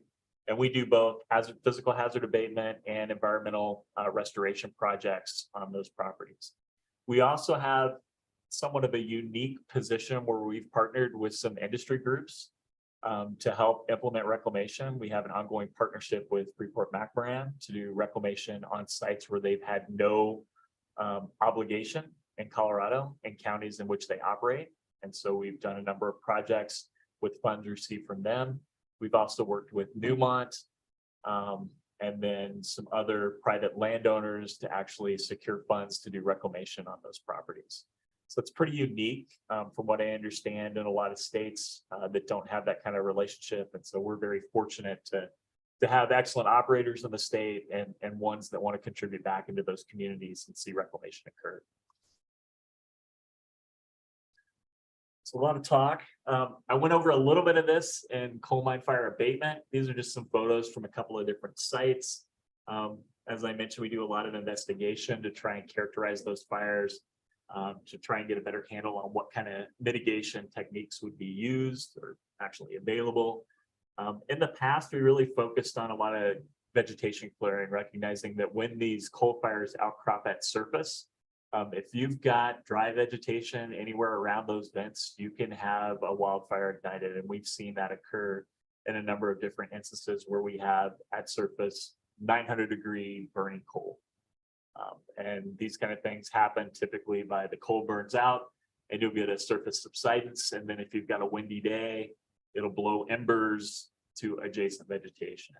And so we do as good of a job as we can, staying on top of where we have active coal mine fire fronts and trying to keep that vegetation cleared out in front. I will say we have to work in partnership with landowners. I mean, we don't have police powers to enter property and do work. And so we really rely on those landowners that have active coal mine fires on their property to let us know when things are changing. I mean, we do as much monitoring as we can, but then we also have to work with them to get permission to execute reclamation projects on their property. Mentioned we do control and extinguishment where possible. I think we can claim one coal mine fire extinguishment in Colorado, Skull Creek. Skull Creek is near the western border with Utah, and it was a relatively shallow fire that we were able to excavate and quench and then place that material back in place. We're hoping to expand that number from one. My favorite word, quinquennial. We do a 5-year statewide assessment. We're up this year to do our next statewide assessment where we hire a contractor to revisit all of the coal mine fire sites. We typically fly infrared UAVs over those fires to map them, do surface mapping. We do gas collection to get a sense of how well a coal mine fire is burning. And so we do a pretty thorough evaluation of each of those sites to reprioritize which ones we want to work on first. So that's coming up this year. And then there's a lot of sites that we revisit on an annual basis just based on activity. And so I'd say 5 years is kind of everything, recognizing that we do a lot more active monitoring at our sites that are high priority. These are the locations. As you can see, the vast majority are located on the west slope of Colorado, really along the I-70 corridor, just west of Glenwood Springs. Grand Hogback creates some unique conditions for mine fire growth, where you get a lot of chimney effect associated with the dipping bedrock in those areas. A few down south, but for the most part, our highest priority sites are in and around Glenwood Springs, then up towards Meeker, Craig.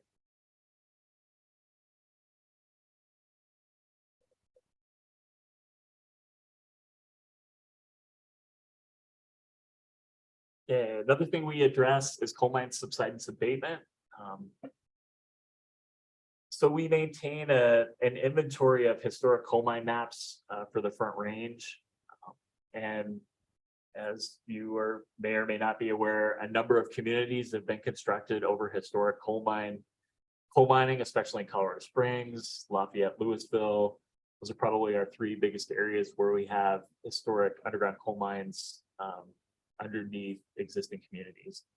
And so we occasionally get a call where we have a sinkhole open up. I think the one in the upper right I think that one was up in Lafayette.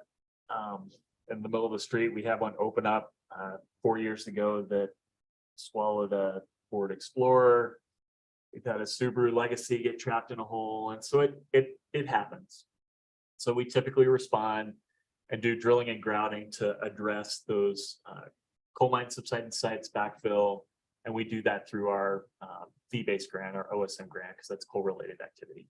It's a hazard. We've also done some preventative grouting in certain neighborhoods within Colorado Springs where we have shallow workings. We go in advance and do void filling underneath those homes to try and prevent additional damage. And so we do a lot related to coal mine subsidence, but really Colorado Springs, Lafayette, Louisville are probably our most active areas for subsidence abatement. Typical safety, public safety, hazardous mine openings. I'm sure you guys have seen similar pictures before. Seems like every couple of years, someone is rescued out of an abandoned mine somewhere along the Front Range. I think a couple of years ago, we had an individual rescued from an old clay stope just north of I-70 along the initial hogback there. A kid was rappelling into a stope on a clothesline. It broke and he had to be rescued out of that. So we responded to that situation, came out after the rescue had occurred and constructed a safety closure grate on top of that mine feature to prevent access. But so it's an ongoing challenge for us and trying to get the word out that old mines are not safe for exploring. which is a challenge because people typically teenage males like doing adventure in underground mines. So it could be a problem. I'll not say I've never done that. So, but we try and stay on top of at least the highly visited areas and work a lot with our county and municipal partners where they identify hazards. We have a really good relationship with Boulder County and trying to stay on top of areas where they recognize they either have trails or properties that they manage and trying to get out in front of that and do safety closures in advance of somebody getting injured. Other hazards. Doesn't happen too often where you get a vehicle swallowed, but it does. We do a limited number of water quality improvement projects. Typically, these are in conjunction with CDPHE, so the health departments, their 319 program. We also work with some of our federal partners, Forest Service, BLM, to implement these kind of projects. In the past, pre-Gold King, we did a lot more work. Obviously, post-Gold King, liability associated with doing that kind of work has been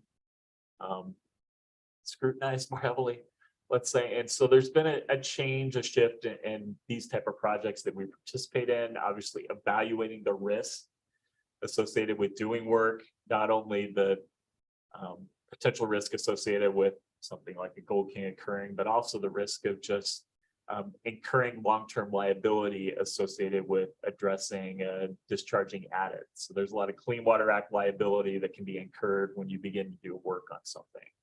So trying to balance those risks with actually getting some work done. We managed to get a number of projects done each year associated with this. A lot of it, like I mentioned, is kind of technical assistance. We provide a lot of technical assistance to our CDPHE partners and hazardous waste program.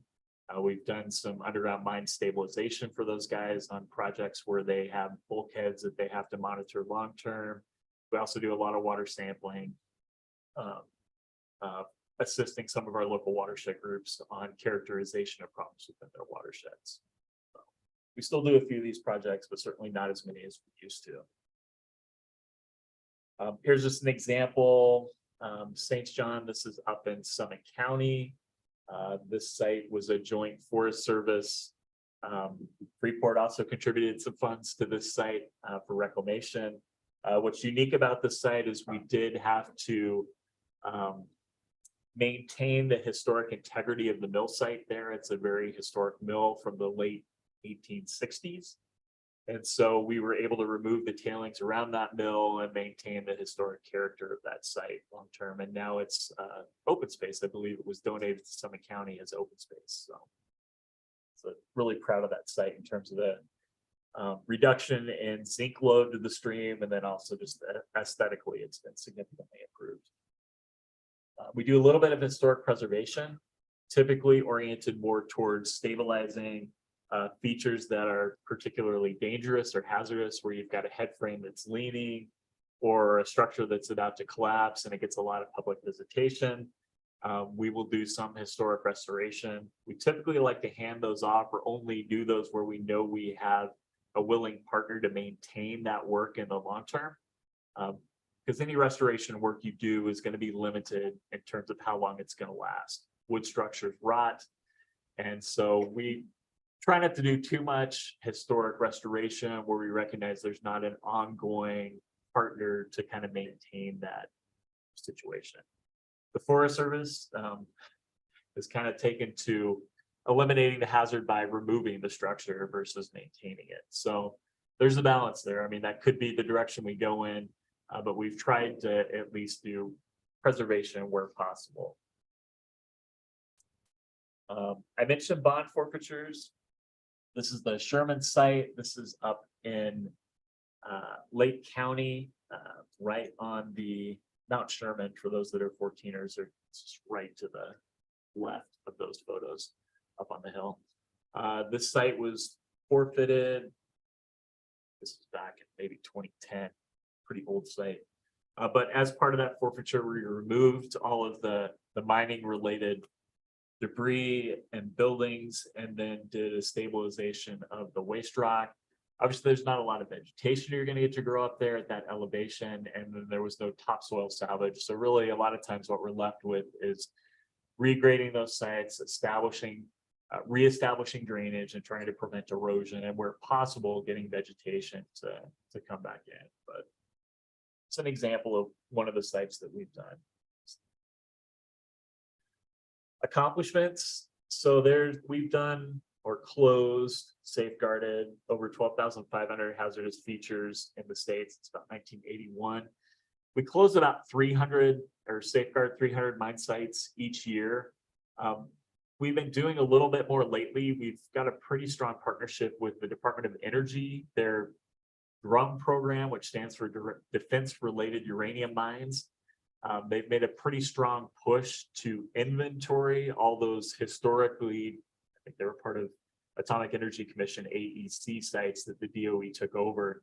But there's like 15 or 1,600 of those sites in Colorado that they inventoried and identified. And then we have a partnership with them where we receive funds to go out and actually do the reclamation, or in most cases, it's hazard abatement. So closing hazardous portals typically, or shafts. And so we've been doing about 200 or so of those features each year, in addition to what's typically our workload.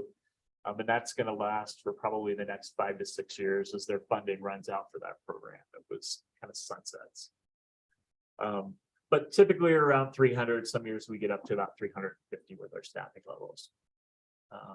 4,200 acres of mine land reclaimed. And then, as I mentioned, we have numerous federal agency partners, and that runs about $3 million a year. It kind of depends on the projects that we're working on, whether or not we get that much or less, but it's about how much we manage on an ongoing basis. Mine subsidence protection program. Keep this relatively short. This is one area where the board has a unique responsibility. The board functions as trustees for this program, for the Mine Subsidence Trust Fund. Back in 1990, roughly, our program requested a grant from OSM. They allowed states to request a $3 million grant to set up what's called a mine subsidence insurance program. That's more or less what it is.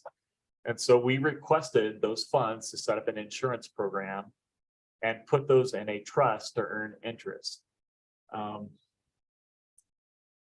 The program, and thus the funds in the trust, are intended to address mine subsidence related issues just for coal, for homes that were constructed prior to 1989 over existing historic coal mine workings. And so this would be in Colorado Springs, Louisville, Lafayette.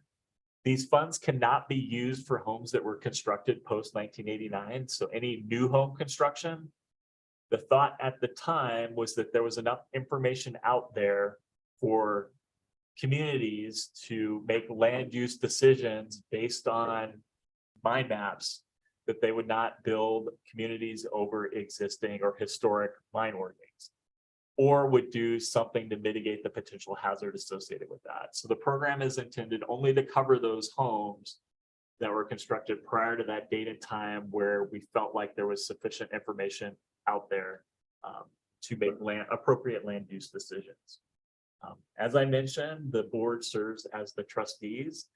Typically, there's nothing that the board needs to do related to the Mine Subsidence Protection Program on an annual basis. We administer the program. We have a program administrator that, there's a slide that discusses kind of how it works. We'll go for that one. A few more details on it, but typically what happens is a homeowner has to pay into the program. So there's an initial inspection fee associated with getting into the program, where we hire a contractor, or in some cases, one of our staff, to go down and they do a pre-home inspection. Because we don't cover pre-existing damage, just like most insurance policies. So we do a pre-inspection, and then once that inspection is complete, they pay a fee associated with entering into the program, and then they have to pay a $50 annual fee for the next 2 years to what the term would be, but essentially after those next two $50 payments each year, then they're in the program until the home is sold. And so it's a pretty limited cost. I think it's $250 up front and then 50 and 50. So it's $350 roughly to be in the program and be covered by the mine subsidence protection program. There is a $1,000 deductible associated with any claim that's filed that can be waived by the office if we choose to. What happens when a claim is filed? They file a claim, then we go out, we do an inspection and make a determination as to whether or not the damage associated with the claim is resulting from mine subsidence or something else. As many people know, that can be challenging in Colorado because we have swelling soils. And so a lot of times swelling soils present very similar to mine subsidence in terms of the damage associated with the home. And so typically we see increased damage where we have a mined out section that's more substantial. So, you know, a 5-foot void section or a 6-foot void section underneath the home, and then anything where you're in that 0 to 100 foot surface to mine kind of areas where we typically see the highest potential for mine subsidence related damage on a home. And that could be anything from cracking in the drywall to doors that won't open and close anymore. I mean, it's, you know, typical stuff associated with some kind of differential settlement at a home site. But as I said, we do have a lot of swelling soils in some areas, and that does present itself in the same kind of way as mine subsidence. So we have to make a determination as to whether or not we're going to pay out that claim because it's mine subsidence related, or if we're not. And that can be a challenge. In the interest of protecting the fund, we tend to be relatively conservative in terms of how we pay those claims. It's just the decision we make, because when that trust fund runs out, it runs out. There's no more money available, and we don't make enough money by new members into the program to fully support, you know, paying out $100,000 claims each year associated with repairing someone's home. In some instances, you'll get structural damage that, you know, the cost to repair that damage can be in excess of $100,000. And so you can drain that initial $3 million. I think our fund sits at about $4.3 million right now because it does earn interest. And, you know, so we try and at least allow the fund to maintain or grow to some degree. But we'll definitely pay out claims when there's a legitimately damage associated with coal mine subsidence. So like how many, I have no idea, like what's the volume of how many homes would that be in a year? And this, one thing I'll say is I'm actually going to have our program administrator come and give you guys a presentation specifically on the mine subsidence protection program here in the next couple of months. She has those numbers, but I think we don't, in a typical year, we probably only pay out 1 or 2 claims. There's, I think this year we've had maybe 8 to 10 claims filed, but in most of those instances, it was deemed as swelling soils or collapsible soils based on an evaluation we've done. So we're uncertain as to the cause of that damage. We will hire a geotechnical engineering firm to go out and actually do subsurface drilling at the site and collect soil samples to evaluate those.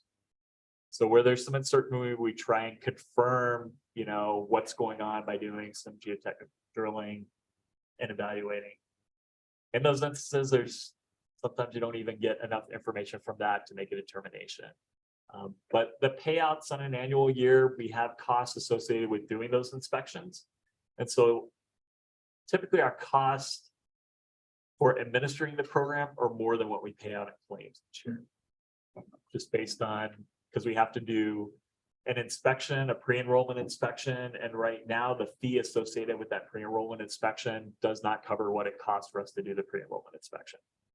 And so that's something we're looking to reevaluate, to actually charge what it costs to do the pre-enrollment inspection, because it's not $250. And so we're doing a few of those evaluations, but right now the vast majority of the costs are administrative just to administer the program versus actually paying claims out.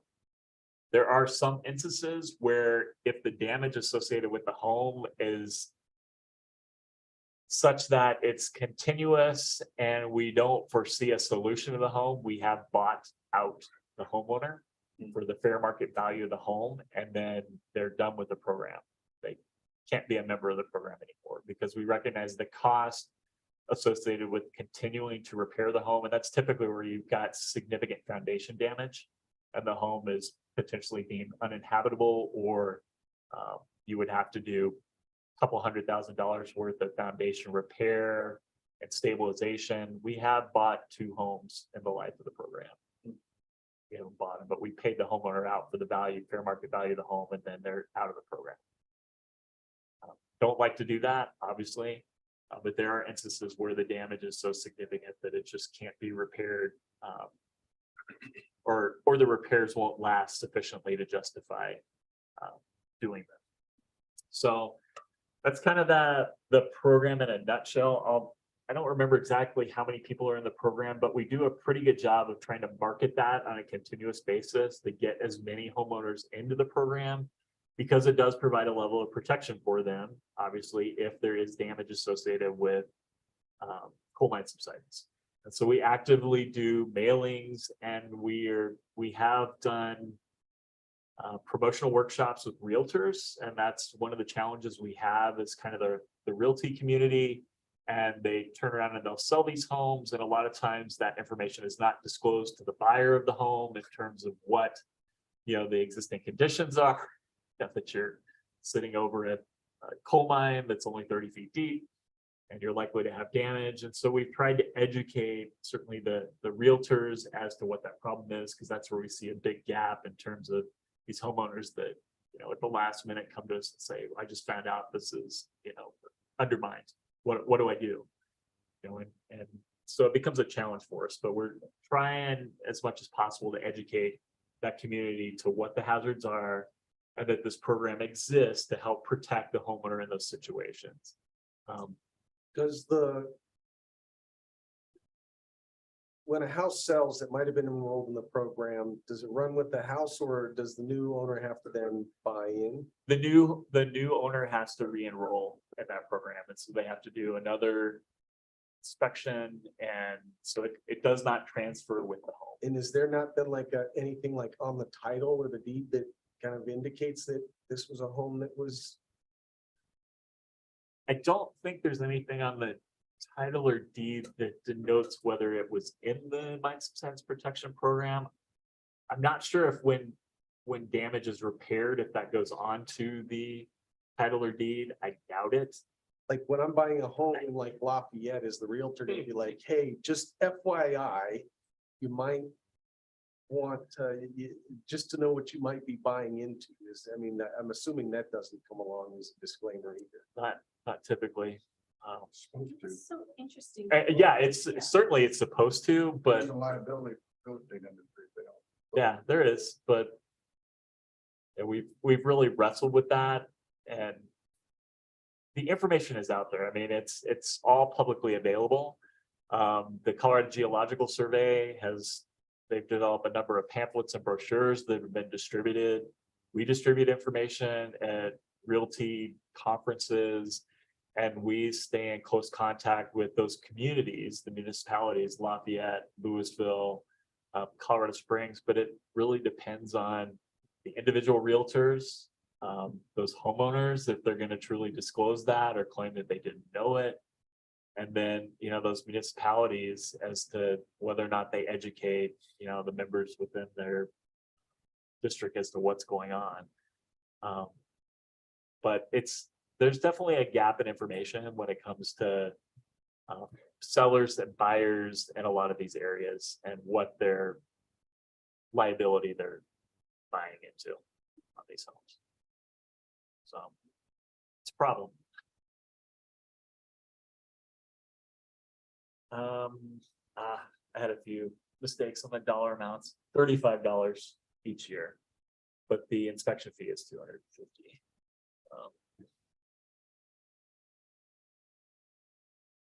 Benefits that. Okay. Any other questions on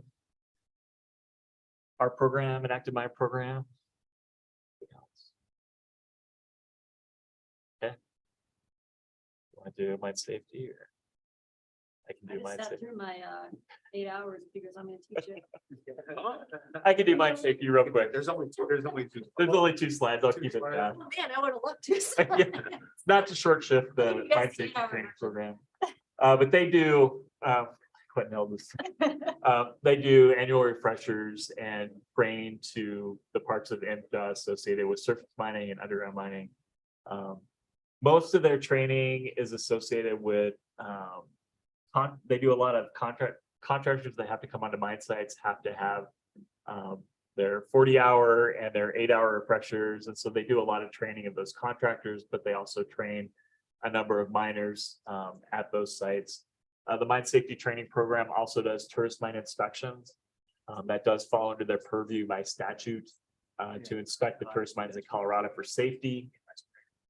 And then the Coal Mine Board of Examiners, they do approvals and administer exams associated with certain positions at coal mines. So that would be like fire boss, trying to remember the other ones, electrical, foreman. So there's a number of positions at active coal mines that require a certain level of training and an examination, and you have to pass those exams. And so they conduct quarterly exams throughout the year for individuals that are seeking to get certification to conduct those different, or to be one of those individuals at a coal mine site.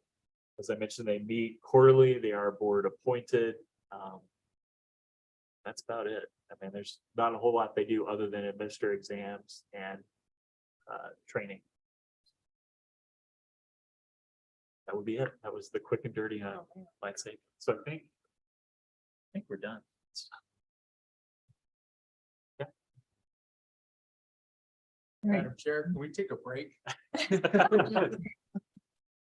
Absolutely. How about we come back in, does 10 minutes suffice? That works. We have Yep. left. 15? Sorry.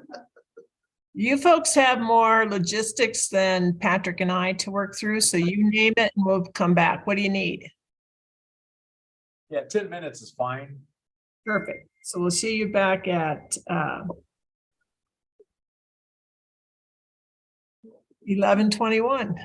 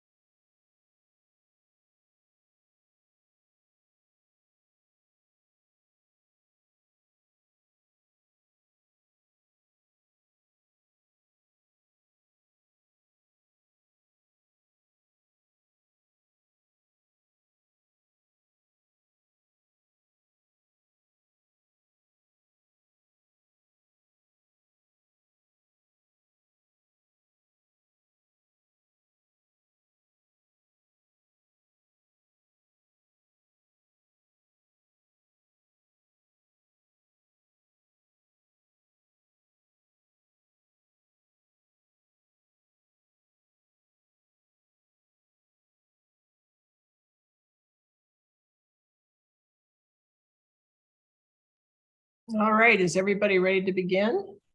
Yeah, no, No. Okay. Let's- You do a call slide and all that stuff. That's fine. You can have a two-day board. I'll work on it. Am I good to go? All right.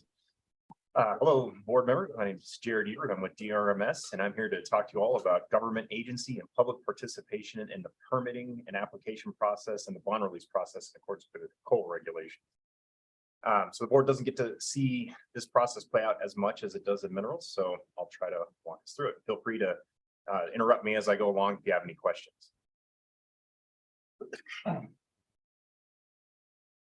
Maybe.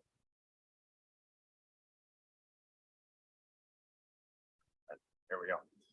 So we'll talk about the role the public and other government agencies play in, when an operator applies for either a new permit, a permit renewal, or permit revision or technical revision. That process is largely the same with the little minor differences. And then as Jason talked about, another type of permitting in the coal world is a minor revision. So there's a little process there that we'll run through. And then there's a very robust process for a bond release that the public can participate in. So we'll just start with permitting. So I don't mean to scare the board with this schematic, but basically when I was trying to lay out this presentation, I thought it was best to kind of show the process, the entire permitting process, and where the public participation and notice occurs, just so they can visualize that. And so I'll run through this real quick, and then I'll get into more of the details in the subsequent slides. So this is kind of laid out. Each kind of party has a lane that they're in, and these boxes are the steps in which they can take within that process. So first, for a new permit, a permit revision or renewal or technical revision, the applicant here in blue, they get to, they submit the application. It includes a proposed public notice that has some requirements attached to it that we'll run through. And then the division will get a copy of that application when they submit it. It goes into Laserfish, which is then posted on our website, and that's open to the public so they can view that 24 hours a day, 7 days a week. Then the division will begin its review process. We'll look at the application to make sure it's complete. That means that we have all the information we need to do our technical review. And if it is complete, we'll send out notice letters as well. And then the applicant is then required to publish a notice in a newspaper of general circulation near the locality of the mine site. And then there's a public comment period associated with that publication. And so the public and agencies, they can then submit a comment, or they can object, or they can request an informal conference during that time.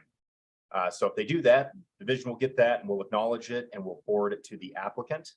And so that'll occur kind of during our technical adequacy review process down here. If the party does request an informal conference, the division will set that up. And then the objecting party or the commenting party can also request an on-site inspection, and we'll work with them and the applicant to set up that inspection. That will occur prior to the informal conference. Then we'll hold the informal conference, and once that's concluded and all of our technical adequacy issues have been addressed, the division will then issue a proposed decision.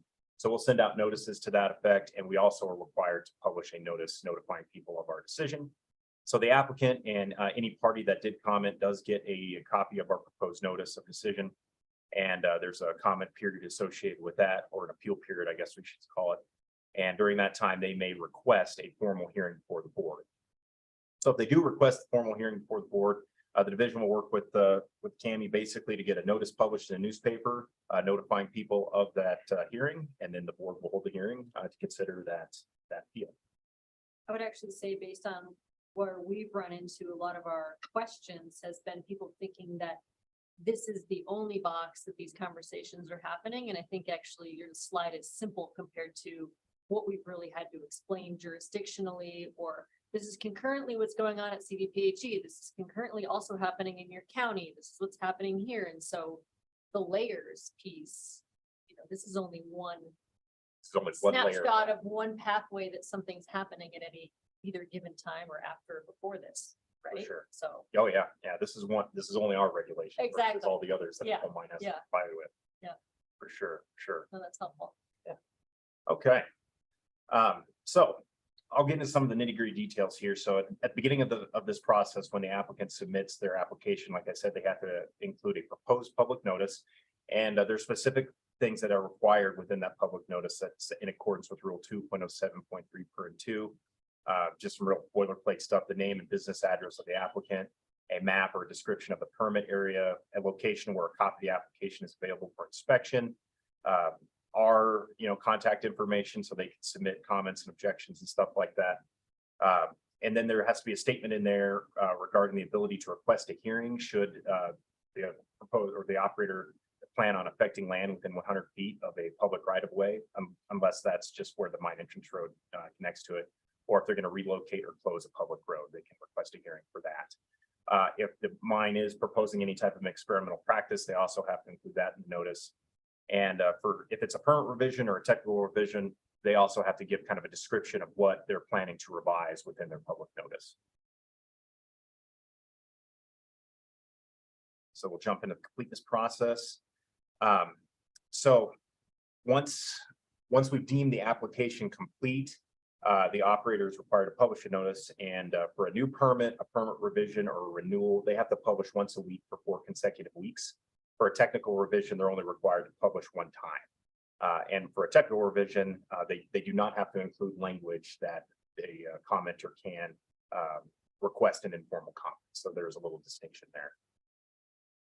So the division, when we deem the application complete, we provide written notification of new permit applications, permit revisions, renewals to a lot of different agencies, federal and state agencies, and various local government bodies with jurisdiction over or interest in the area of the proposed operation. I won't read through all those, but here's just a list pulled straight out of the rules of all the agencies that we notify. And then there's a similar notice requirement for technical revisions. So then I'll jump into the comment, objection, and request for an informal conference phase. So for a new permit renewal, or a revision, they have to, do those publications, and the public comment period lasts for 30 days after the last publication for those permitting items. For a technical revision, it's 10 days after that one publication they're required for.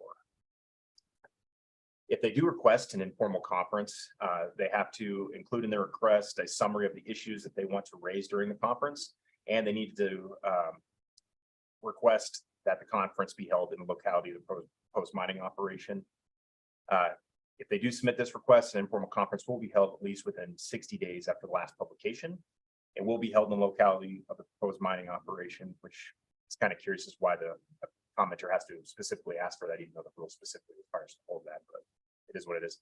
The division will then advertise in a newspaper of general circulation the time, date, and location of that informal conference. And the party can then request a on-site access to the permit area to gather information that they may need that pertains to the informal conference. So if they do that, then the division will set that up and we'll conduct that on-site inspection.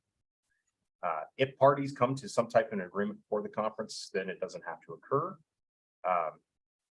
If the operator is proposing to affect land within 100 feet of a road or relocate a public road or something like that, the board has the option of allowing an informal conference to act in place of that hearing that's required or that could be requested, sorry.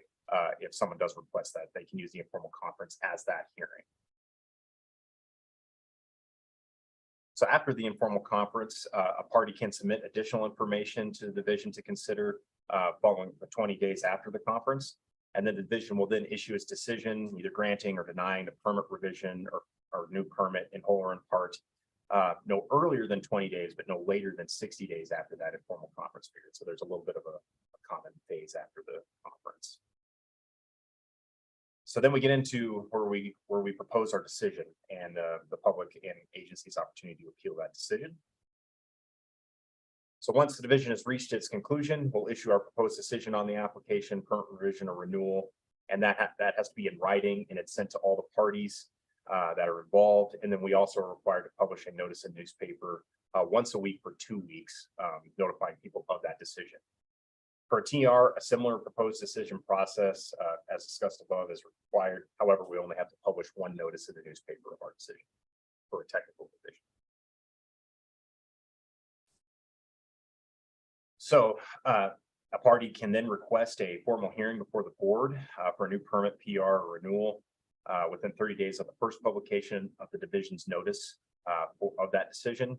For a technical revision, it's within 10 days of the publication.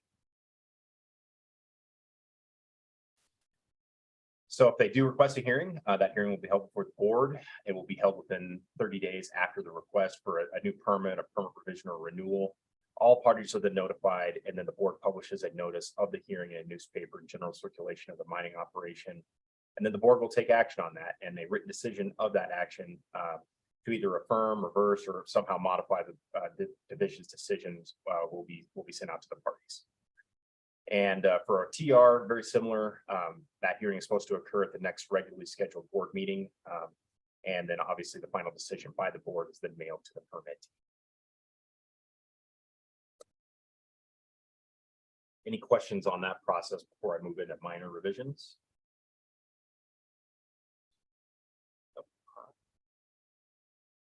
So minor revisions, just like Jason said, they're minor, so it's a pretty quick turnaround process with less opportunity for public involvement, but there is an opportunity. So similar, the applicant submits an application. That application gets uploaded into Laserfish. That's available for the public for review, and it's also placed on our website, just in a list that we maintain that talks about all the open permitting actions. The division will do its completeness review. If we have everything we need to do our technical review, we'll deem the application complete, and we'll post a notice of that application here at the office. And obviously that application is made available for viewing and for copying in accordance. We conduct our technical adequacy between us and the applicant. And then once we get to a point where we can issue our decision, we will do that. And then we also post a notice here in the office of that decision. The applicant gets a copy of our proposed decision. And after that, the public or agency can request a formal hearing before the board on that action.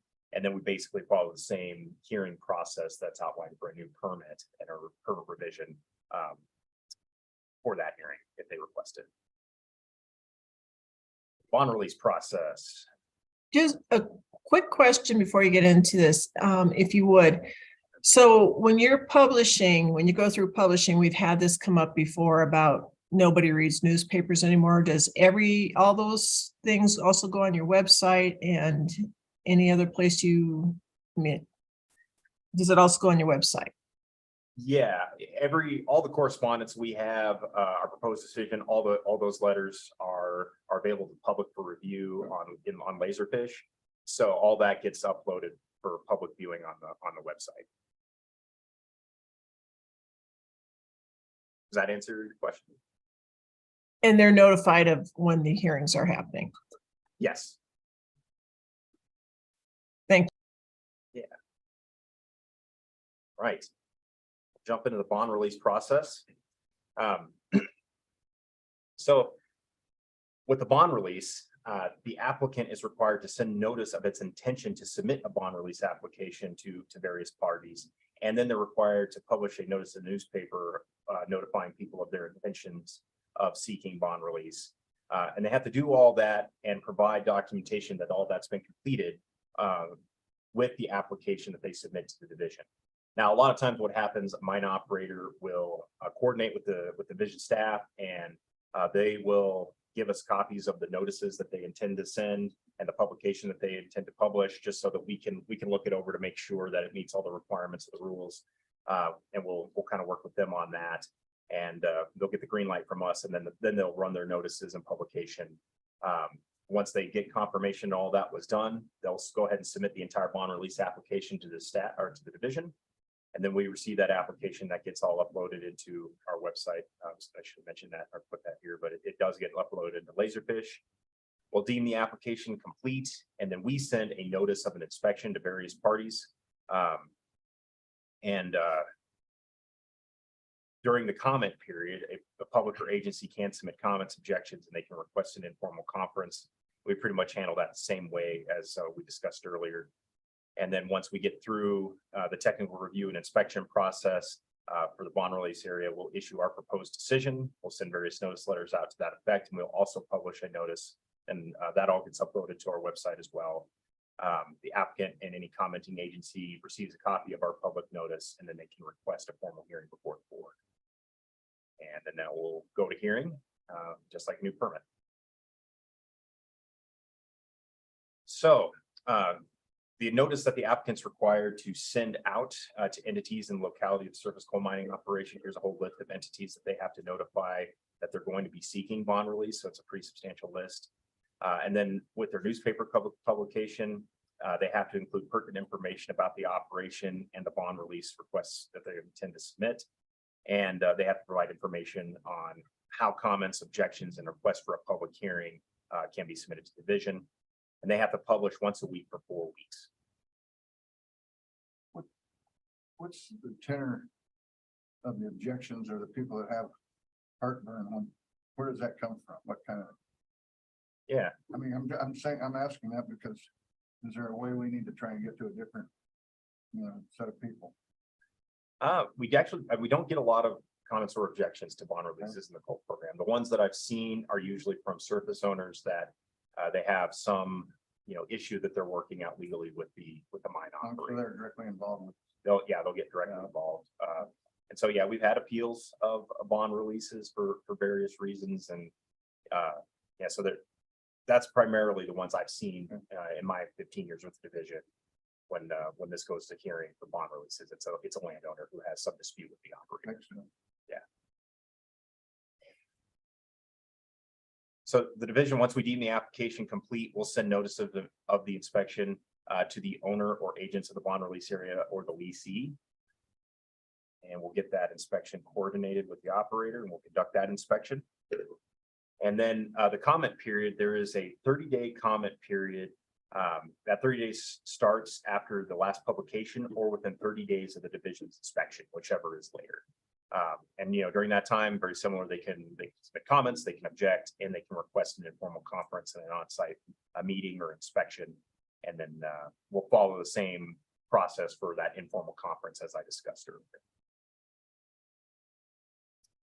So the end of the process for a bond release, very similar. The division will issue its proposed decision. That proposed decision has to be in writing and it has to be sent to all the applicable parties. It's also sent certified mail to the Board of County Commissioners. And then we publish a notice in the newspaper once a week for 2 weeks. And then obviously there's the hearing process or the request for a hearing. They can do, a party can request that within 30 days of the first publication and the proposed decision date. We try to make those line up in accordance with the act and the rules. So they can do that within 30 days of those dates, and they can request a hearing there. And then the board will hold that hearing, and it's supposed to be held within 30 days of the request. The board is required to provide written notice of the hearing dates to the parties, and we publish a notice of the hearing for 2 weeks prior to the hearing. This thought occurred to me. I'm still troubled by not getting the notices out. What if we might take legislation? What if we had, these are basically gravel pits, but what if we had a notification that went to the county commissioners, you have been one, and they publish it on their agenda, whatever the time was. It's in other words, the county commissioner would just say, hey, there's going to be a hearing, or there's going to be an application for a permit for this. That just might be a way to get to other people. I don't know. We don't have anything to hide, in my opinion, and we just need to make. And it's just a thought. But if I understood it correctly, I think that's an interesting point, because I was sitting there thinking the same thing along the lines, John, but correct me if I'm wrong, it looks like that for bond releases, they have to notify like adjacent landowners and those things. The applicant has to do that, but do they have to do the same thing when they file for a permit to mine? Let's see, I'm trying to remember, Jason. I don't think they do actually. No, so that's the difference between, and the reason why Jared broke this up was because bond releases are a little different in that they notice adjacent landowners, that list. They have to notice and publish for 4 weeks prior to us even getting the application. Right. That we have to have a certification saying, hey, we did this before we even review it. Whereas a permit, that's not the case. When they send in the application for the permit, it's a proposed public notice. it's proposed to us. We look at the public notice, make sure that the public notice reflects what they're asking for in their application. That's why we review it, we approve it upon completeness, and then they publish it. But on those, to your point, Mr. Singletary, is those county commissioners do get a letter. So, I mean, that would be incumbent on the county commissioners to make that decision internally on whether or not to announce that happened. But all those notices do go to county commissioners for bond releases and coal permitting actions. I think you're thinking about some of the situations where we either had a proposed gravel pit or we had that expansion in Clear Creek County where if you are a neighbor or adjacent within 250 feet, yes, you were formally noticed this was happening, but the conversations have been much more broad neighbor. This is going to impact wildlife or our commute or our this or our view shed or whatever. And that's the kind of stuff I think where the industry as a whole is really intersecting now. And do you do formal stakeholder outreach, and what does that look like? And when you do the bare minimum, you still end up doing the work. You just get to do the work in front of the board and the parties, right? When you do the work ahead of time and you say, hey guys, we're working on this thing, we're going to probably do it in 4 years, you get all those questions, taken care of. So I think that, the newspaper thing to me is like not the problem. I think that people who don't know what they're maybe supposed to be looking at use it as saying we didn't know this was happening, but saying you didn't see something in the paper is completely just like the problem started 4 years ago. So there is or isn't an adjacent landowner requirement in the permit process, Not for coal sites. not for coal sites. Interesting. Amy will discuss that in a little more detail and stuff for our hard rock and construction materials and that's partly statute versus rule and stuff and that. So we'll have a little bit more conversation and stuff on that. But just jumping ahead a little bit, the county commissioners and the planning department do get notices on that. And what they do with that is up to them. Reciprocally, I mean, we get sometimes the stuff, we'll get referrals of stuff from counties on their special use permits. So all that does for us is kind of give us a heads up that either somebody's working on it through the local process first.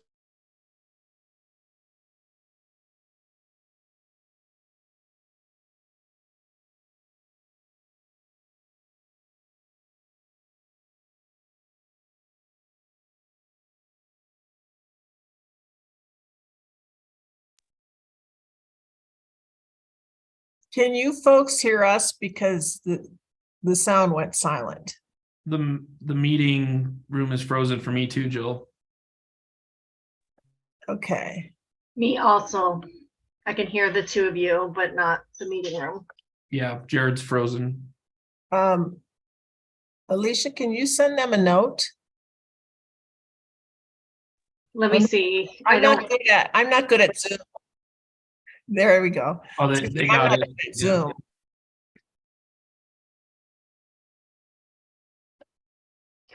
They have me as the host now, so I think they'll probably try to get back in.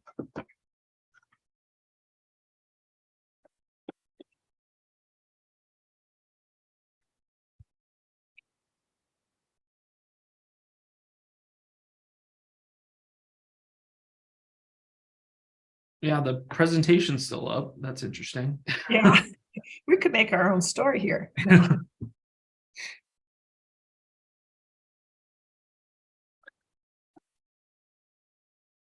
Yeah, it's interesting. They've got DMRS is still connected, but not with audio or visual. Oh. Okay, let's figure this out here. Let's give them a minute. I bet they jump back in.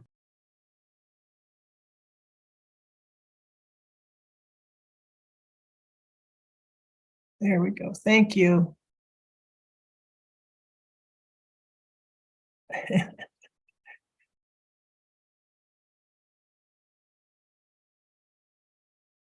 Kind of odd. Usually it's the other way around, right?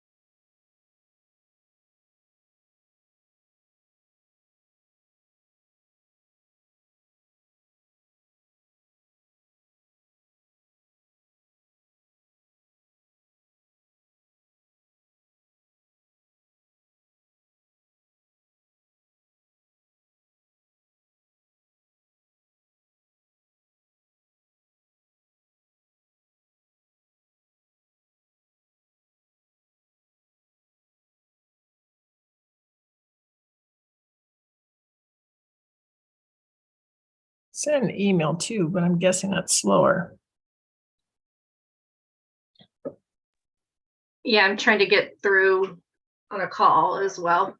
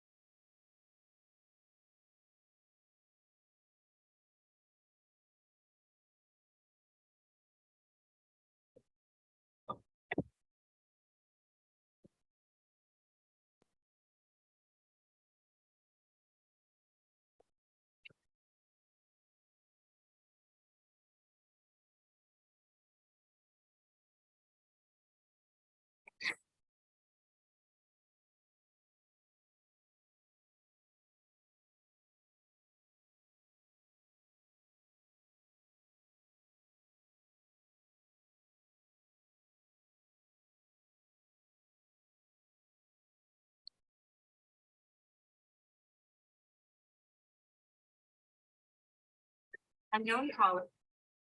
Hey, Cammy. Hi. Yeah, like decided I was going to shut down and do an update. So do we need to log out and come back in?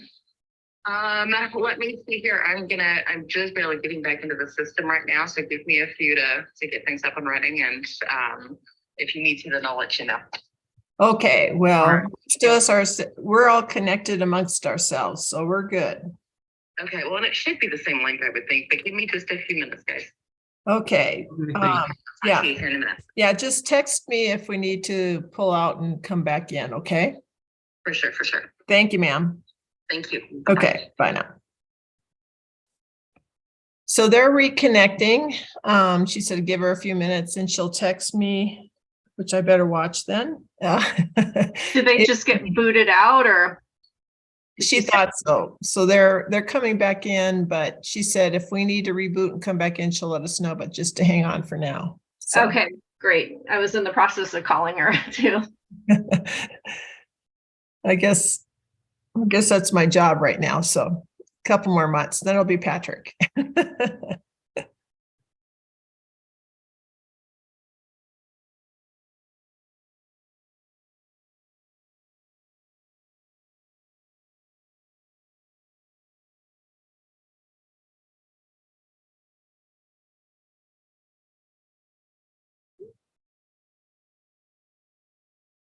No.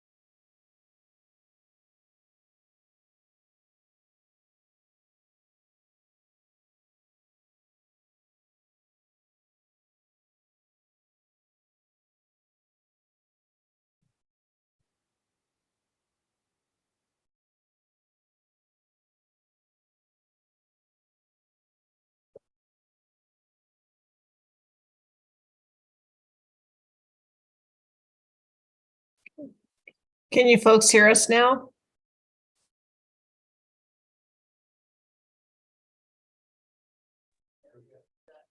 More importantly, can you hear us? I can hear you. Okay. Yeah, we can. Okay. Hold on just a second. Madam Chair, while we were taking a break, we were discussing the possibilities of doing a working lunch. And some, possibly give us a couple of minutes to grab our lunch, then we can keep going so that we can get out of here before the next wave of snow and stuff hits later this afternoon, so. If that Well, works. what I see, it's already snowing. So how long would you folks like? Because I think we're easier to accommodate. You just want 10 minutes to grab lunch? Yes. Yeah, if you give us 10 minutes while Cammy gets things squared away, or we are squared away, but give us 10 minutes and then we'll just jump right back in and keep rolling. Okay, so all right, so we'll be on recess for a few minutes here while they get situated. Thank you. Okay. Grab your lunch. Yeah, in the radars. Oh, yeah, we got the same Worse one. than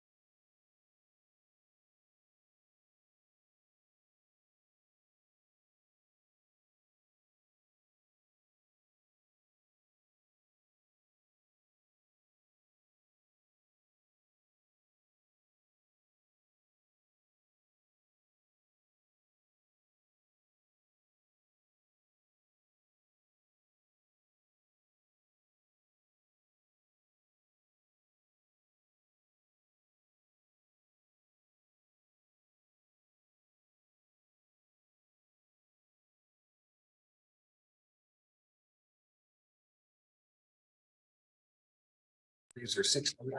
Yeah. Yeah, if you drink enough, it doesn't matter. I know, that's true. That's true, but they're doing like, it's all, we sat down and it's all plant-based. Yep, Madam Chair, are you ready to go? She's muted. You're muted. You're muted. It's good.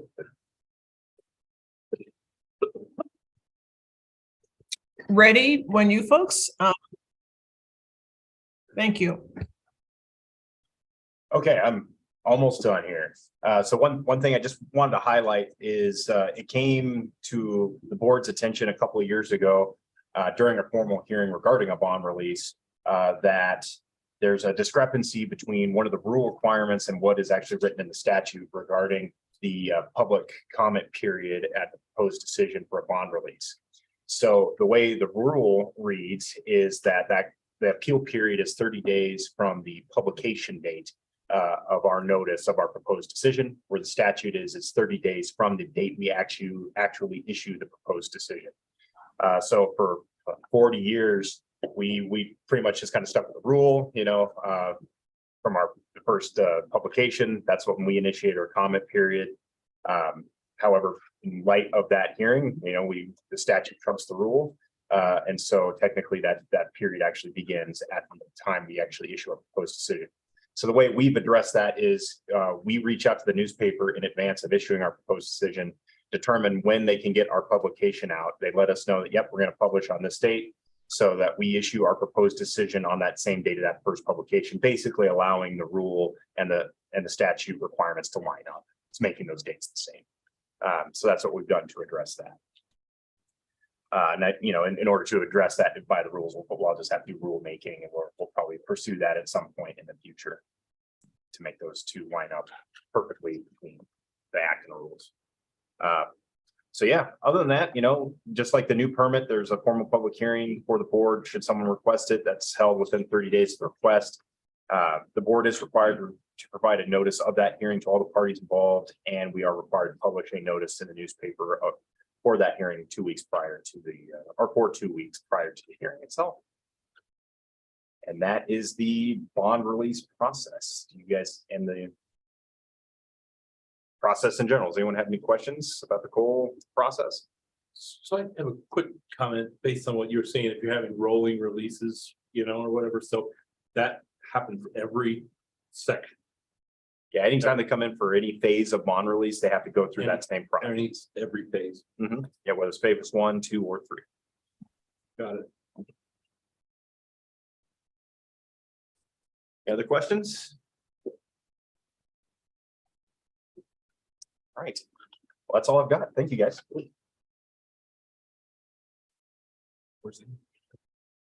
All right.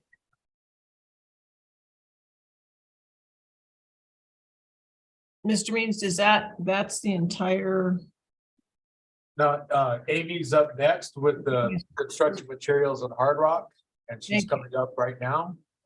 And then we have another short presentation after that, so. perfect. Thank you.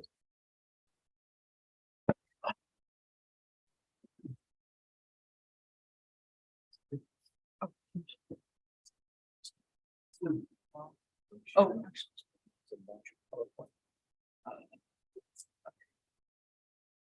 Thank you.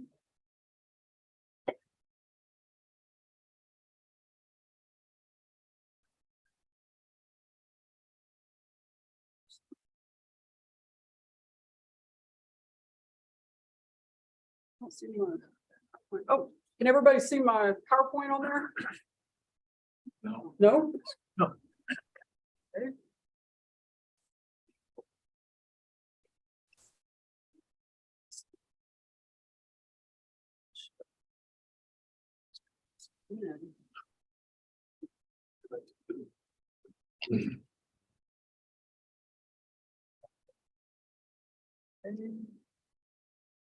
There we go. Okay. Slip ahead a little bit. Now we're in business. Perfect. Okay. Now that we got our blood sugar levels stabilized, this is Amy Eschberger with a vision. I'm a senior EPS here in the Denver office with the Active Mines Program. And I'm here to present on the notice requirements for construction materials and hard rock permit applications. So first I'll start out with the DRMS notice requirements, and then I'll launch into the applicant requirements after that. So starting off with DRMS requirements, the office is required to give notice for all types of mining operations, including applications for construction materials and hard rock applications. Some of them are listed out. So all 110s, 111s, and 112 applications. The office is required to give notice of the decision date of all applications to the applicant, the counties in which the proposed mining operation is to be located, any municipalities within 2 miles of the proposed operation, and the public.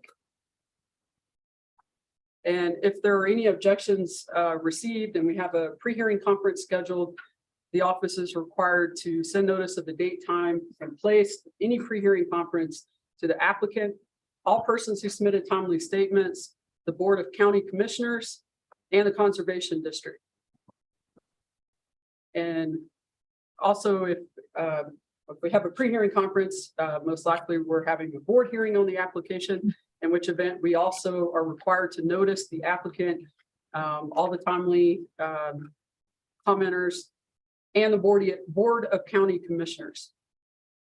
We also publish a notice in the newspaper in general circulation in the locality of the proposed mining operation once per week for 2 consecutive weeks immediately prior to the hearing. And in addition to these required notices, DRMS also sends notice of permit applications to the following agencies.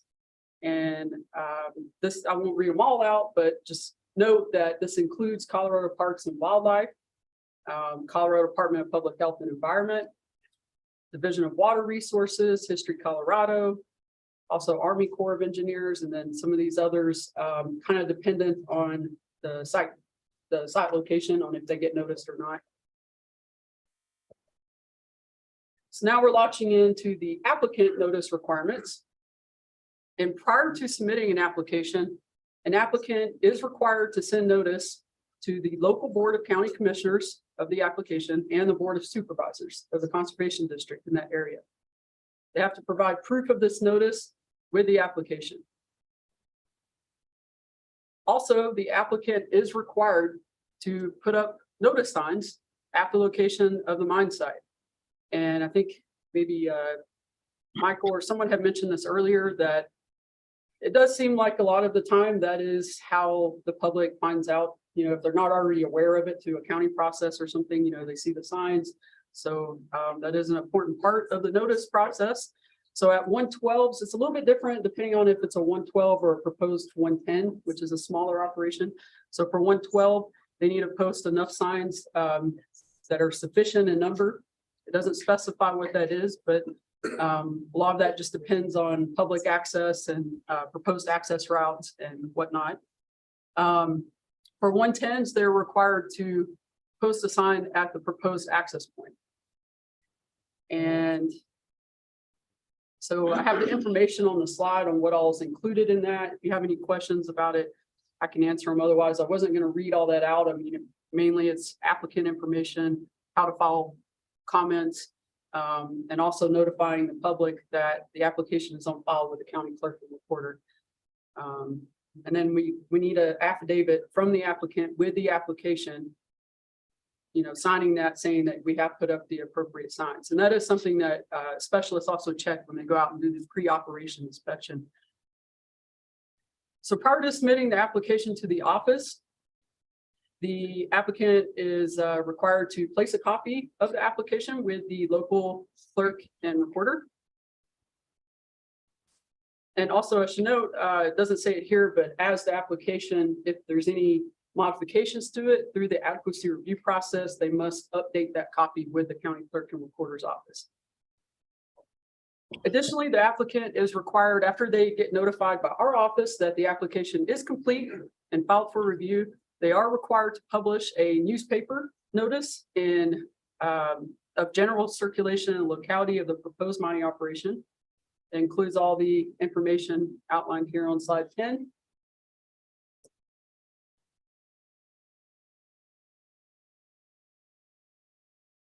And then immediately after that first publication, the applicant is required to submit a copy of that newspaper notice to all owners of record of the surface and mineral rights of the affected land, and also to all owners of record within 200 feet of the affected land.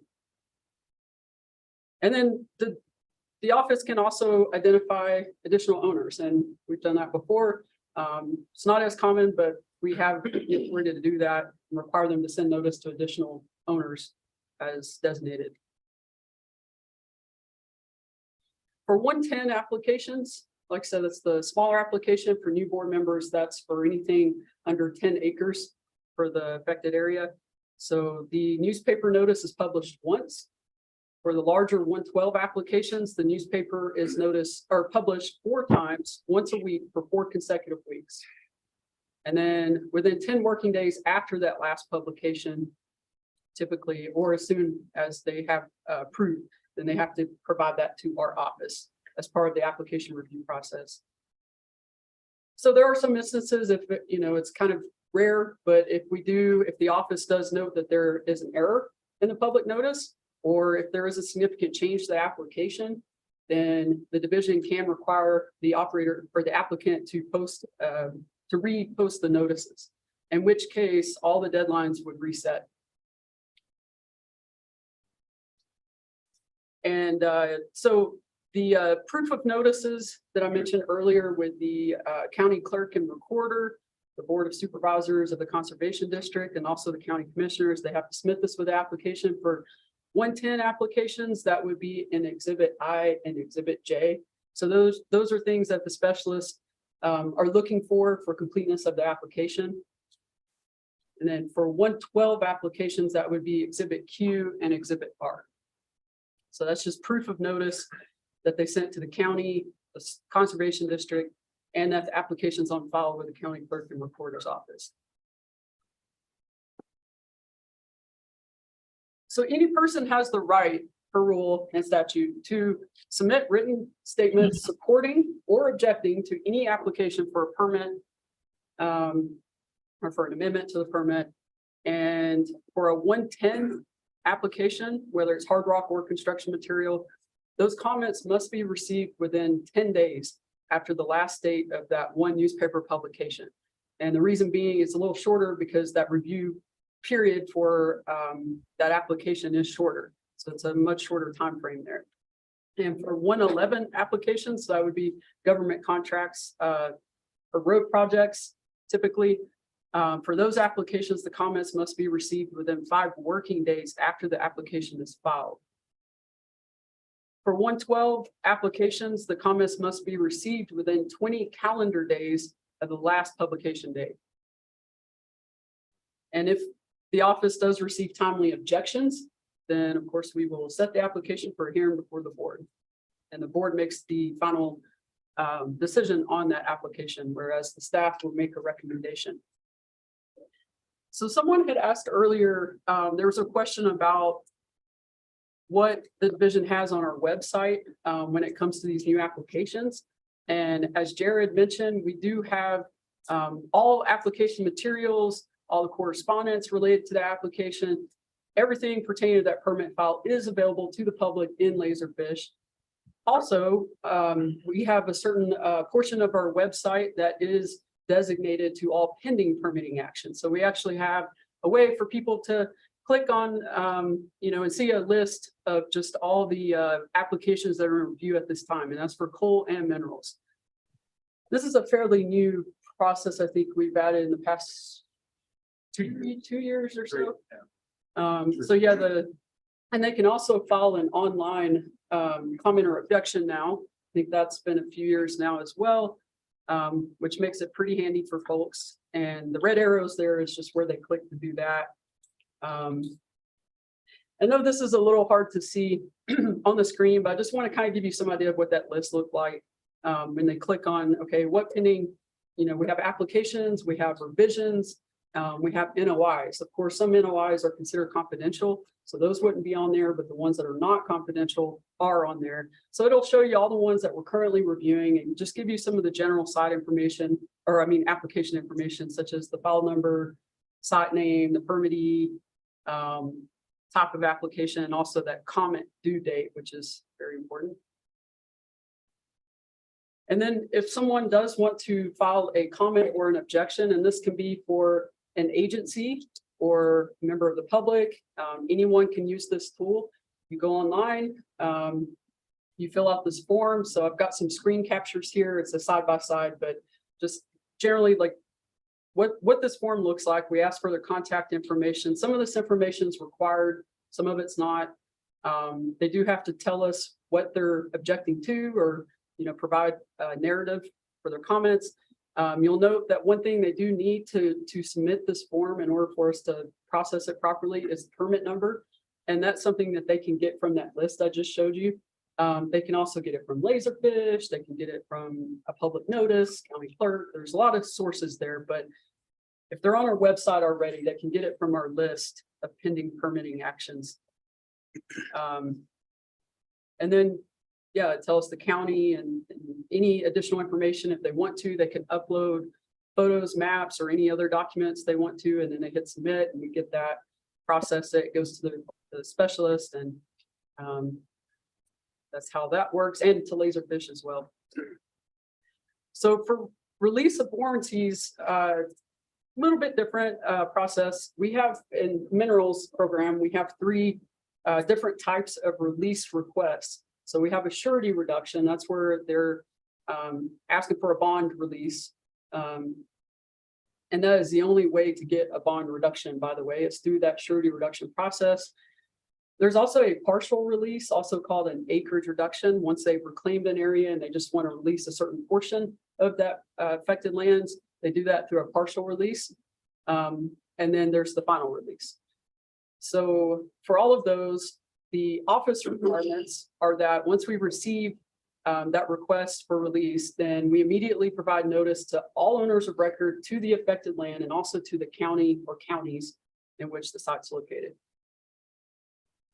And any person that wants to submit comments or objections can do so. They have to do it within 15 days of when that notice is sent out.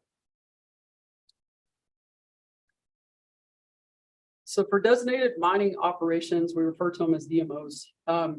It's just a little bit different. There's a little more requirement there. So at the time of filing, the operator has to publish a newspaper notice in the area of the mining operation and inform them of the reduction or release of warranties that is requested. And public comments on a DMO release request have to be submitted within 30 days of the date of publication. So there's slight differences there in the notice requirements and also the comment period deadline. And then they have to provide proof of publication to the office. So just to summarize, because I know there was a lot of information I threw out there. So for new permit applications, and that would include just a brand new application, a conversion application, an amendment to an existing application, which is treated like a new permit application.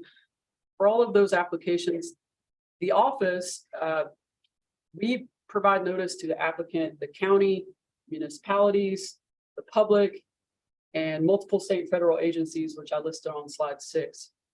The applicant is required to notice the county commissioners, Soil Conservation District, county clerk and recorder. They have to post notice signs at the mine site. They publish a newspaper publication in that location of the proposed site. They also have to notice all owners of record of the affected lands and also all surface owners within 200 feet of the affected lands. And then for a release of warranties, DRMS provides notice to all owners of record of the affected lands in the county. And then only for DMOs, the applicant has to do the newspaper publication. And that's all I have there for the construction materials and hard rock permits. So does anybody have any questions on those processes? Thank you. Yep. Michael's been jumping. Just put that on. It's just a split screen. I don't know where those ones. Don't touch.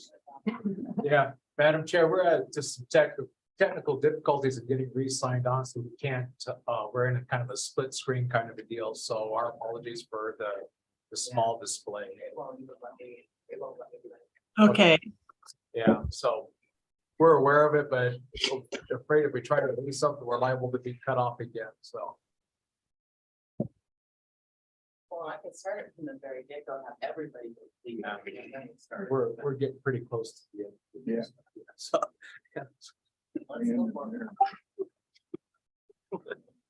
Am I good? You're good, yeah. Okay. Good afternoon again.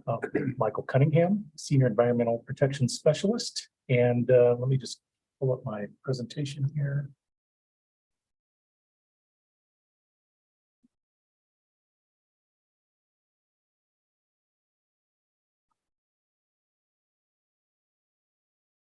So Jared and Amy have set the table nicely and gone through the ins and outs and public notice requirements for the Active Mines program, coal and the mineral side.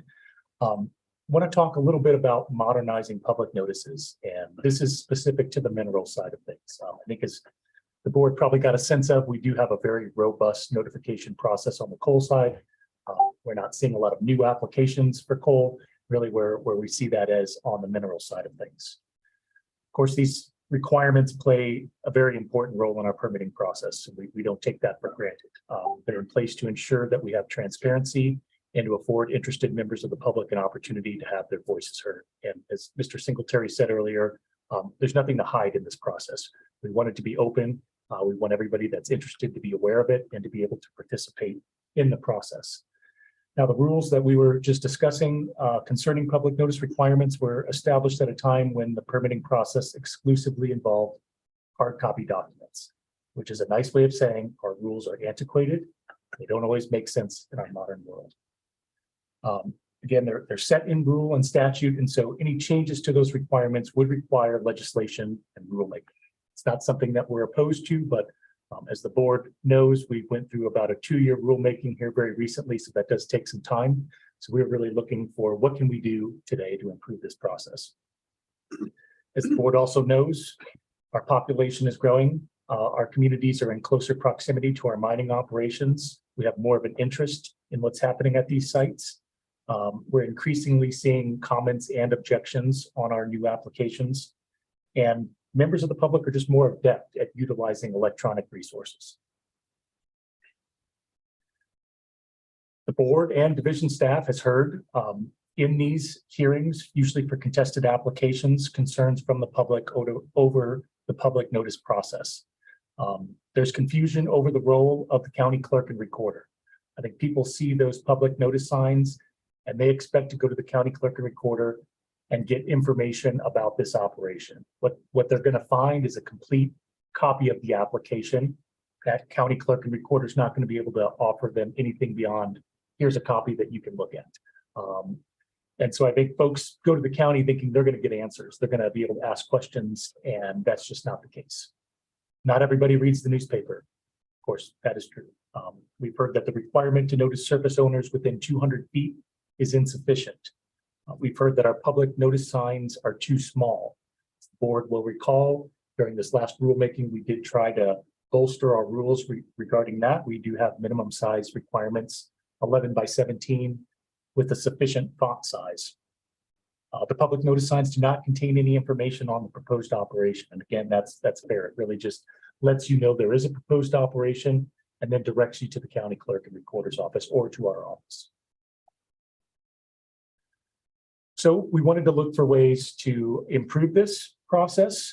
Anecdotal evidence, and really this has come out of our contested application hearings, indicates the majority of the public is learning of a proposed mining operation due to public notice signs, or more commonly, secondhand from other members of the public or concerned citizens that have formed groups. Put something out there on the Nextdoor app. That's generally how the word gets out on these operations. So we looked at ways, again, to improve this process, which did not involve legislation or rulemaking.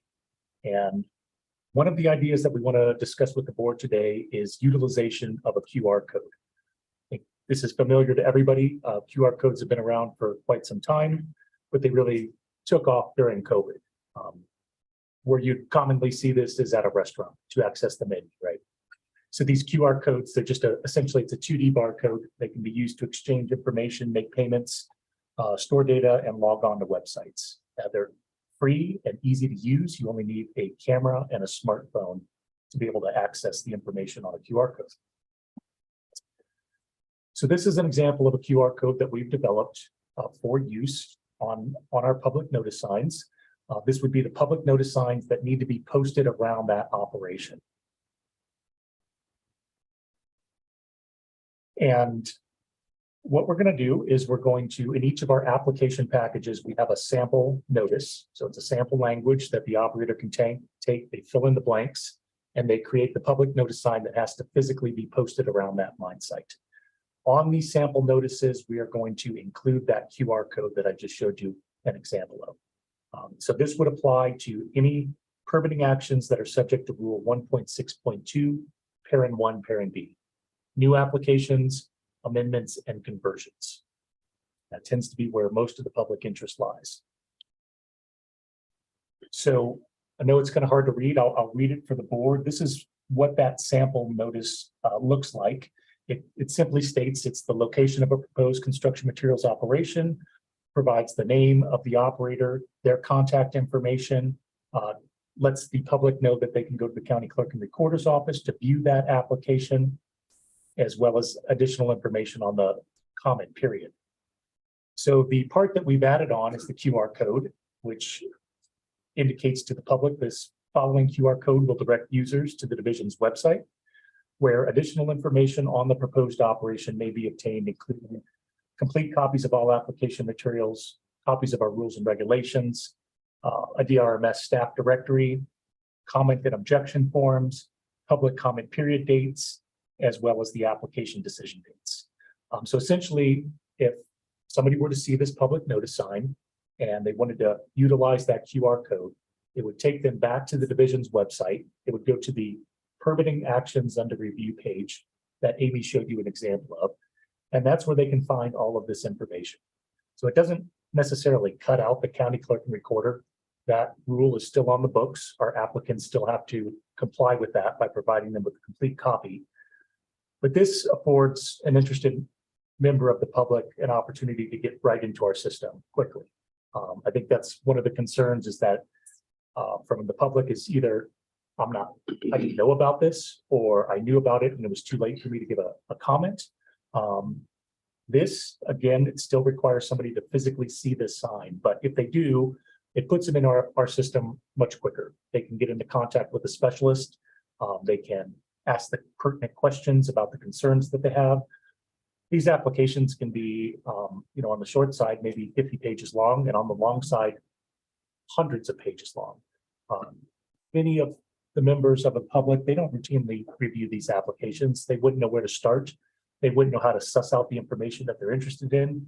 So hopefully by getting into our system and getting contact with the lead specialist, they can find out that information much sooner in the process and express their concerns and be a party to any decision that the division makes. I just put this link in here, unless the board wants to see it, that just takes us back to our website. Again, that's the example that Amy provided. There are a few limitations on this. It does require a cell signal, although I've been told that there may be a workaround on that. Most of our sites, we can catch a cell signal, but there are still some that are, for lack of a better term, in the middle of nowhere, and you may not get a cell signal. You need a smartphone. There's a few holdouts out there, but I'm guessing just about everybody has a smartphone today. It is not unique to a specific reclamation permit application, which is to say it's just going to take you to our webpage. You're going to have to do a little homework, figure out, what's the county, what's the site I'm interested in, or, just give us a call and we can help them find out that information. And again, it can only be utilized physically by physically viewing that public notice sign at the proposed operation. This doesn't address all of the concerns that I listed previously. but we think it's a step in the right direction. Again, it's free, there's no cost. It's something that we can easily roll out and implement here very quickly. We wanted to present this to the board first, kind of get your thoughts and feedbacks on this process. And our intention is following this to discuss it with our industry groups, Colorado Stone, Sand and Gravel Association, Colorado Mining Association, to help increase awareness of this, let them know that this is out there, and hopefully we'd see adoption across the board from industry.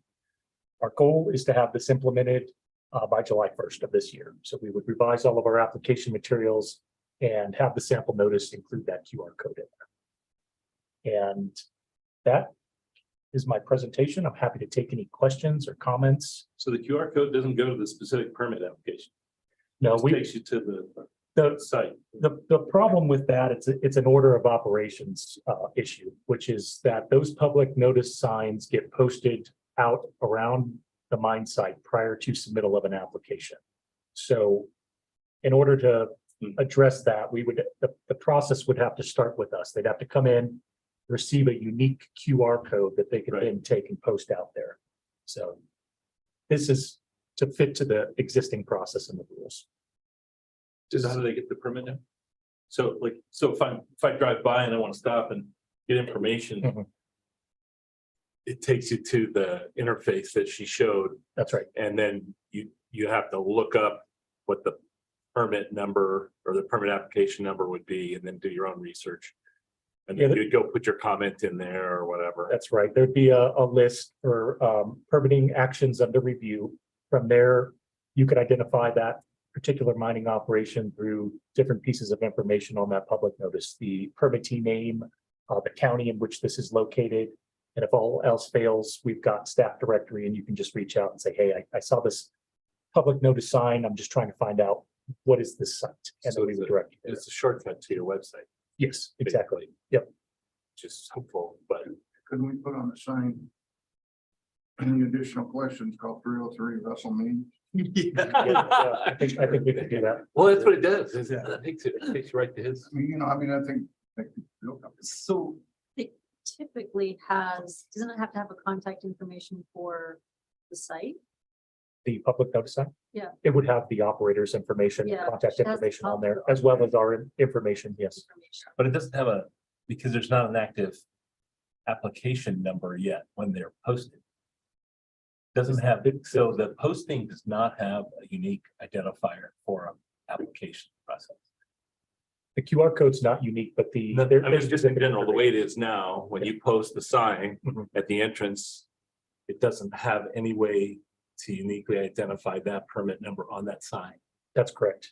So Because you have to do your homework anyway. That's right, because that sign has gone up before we've issued It's gone a up, file it's number. saying we're gonna go do this. And the only way to remedy that order of operations problem would be through some sort of a rulemaking. Like, can you pull up the permit sign again? Interesting.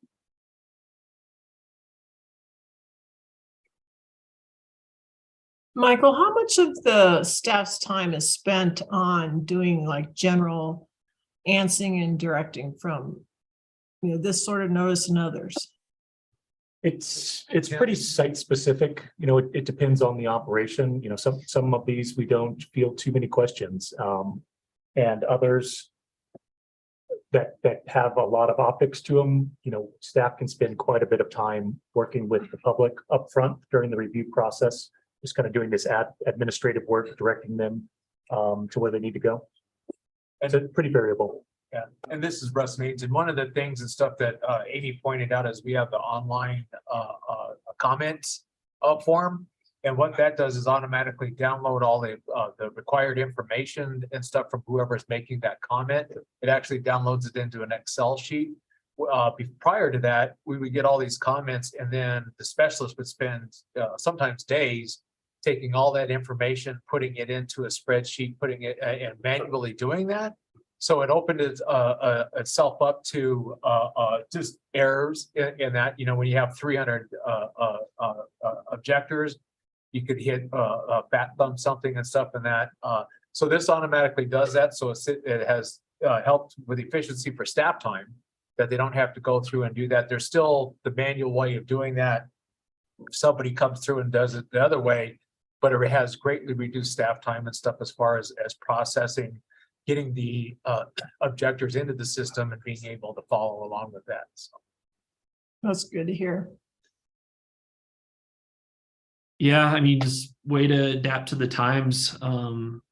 You know, the Gen Z, the younger generation than me, you know, they're glued to their phones more than most, you know, with TikTok and everything. So yeah, just making sure, you know, if this is implemented or when this is implemented, y'all are prepared to get more comments if it is more accessible, you know, which is a goal, right? To just, you know, get more engagement with the public, but also knowing, it sounded like Russ said, you know, it's able to divvy out specific comments per permit, you know, so. So is there, did you want to see the webpage? I've just seen what it might look like on my phone was kind of what I was interested in. Oh, do you want the QR code? Out there? No, that's what I was trying to. Oh, yeah. Like just to. So that's another question, I guess, is the size requirements for an outdoor QR code. Whatever's good for target practice. Yeah, that's totally. We're gonna put a.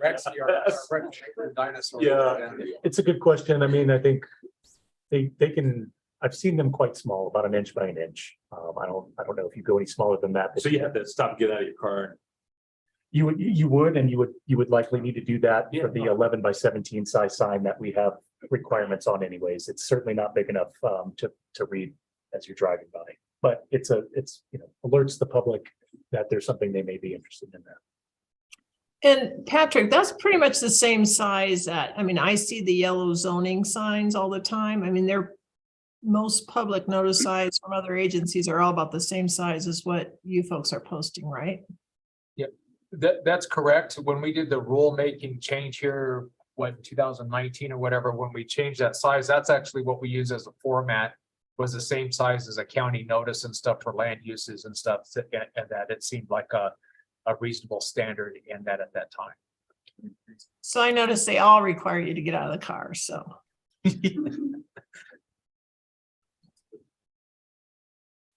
All right. Do we have like a hotline to call into? If you see something. Hotline or Just the general DRM. because I guess what I get worried about is that if you're out there in a place where you don't have cell phone service or something's not working, people start blaming us, you don't have that type of thing, and be nice if I could just kind of write down a little number that then I could call somebody. I mean, Right. but that takes manpower. I mean, I understand that.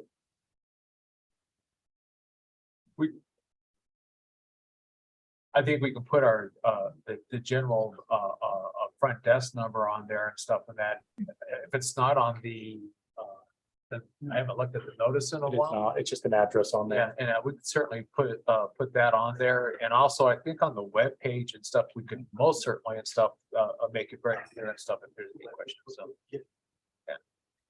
The web link again. Yeah, it seems like if that web link was on, that would be almost even more helpful, right? Shoot some right into it.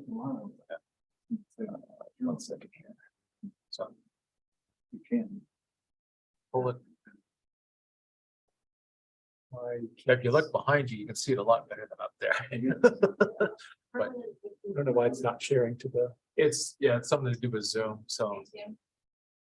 Tim is right over there, back behind here, if you want to see it. So that's our actual, that's where it comes into play and stuff there, so. So I think if this is what shows up on like my phone here, then I guess we need to like make this, I want it to be as intuitive as possible, I suppose, right? Did like a government website, look cute. It's snazzy, Yeah. yeah. I mean, I guess if I'm on here, you know, and you're like, okay, I want to find out about this site, how would I do that? Permitting, action, file, complaint, comment, or objection. I don't necessarily want to do that. I want to learn more about it. So, So we would have to go to one of these lists here. So this would be all coal minerals and coal exploration revision applications. Let's pull that up. And that's sort of similar to that spreadsheet that Amy was showing you an example of. I would imagine, so even though we know construction is theoretically under minerals, I don't think that anybody looking at a proposed gravel pit is going to understand that that's under the minerals program. Fair. I mean, yeah, the general public may not General public, have that awareness. they Absolutely. will not. And this is easy enough to change and reconfigure, right? We can do that without too much fuss. Yeah. What, The webpage. that web- Yeah, I was just saying, if you could, yeah, I guess I wouldn't be able to stand out there and necessarily know if it was coal or Right. mineral or what, and it'd be nice if there's just like a big red button that thing kind of took it somewhere, but even if you pulled up the list, can you link off the list into the applications? And so that's another challenge. What am I supposed to do with the list when I get there? Yeah, You would need to take that file number and then come back and go into our image document system down here. From there, then you're in Laserfish. Now you've got Right, access to so the how would I file. know that step? Yeah. so it's not linked. There's a guy on. Yeah, there's a guide. There's- On the top of the right.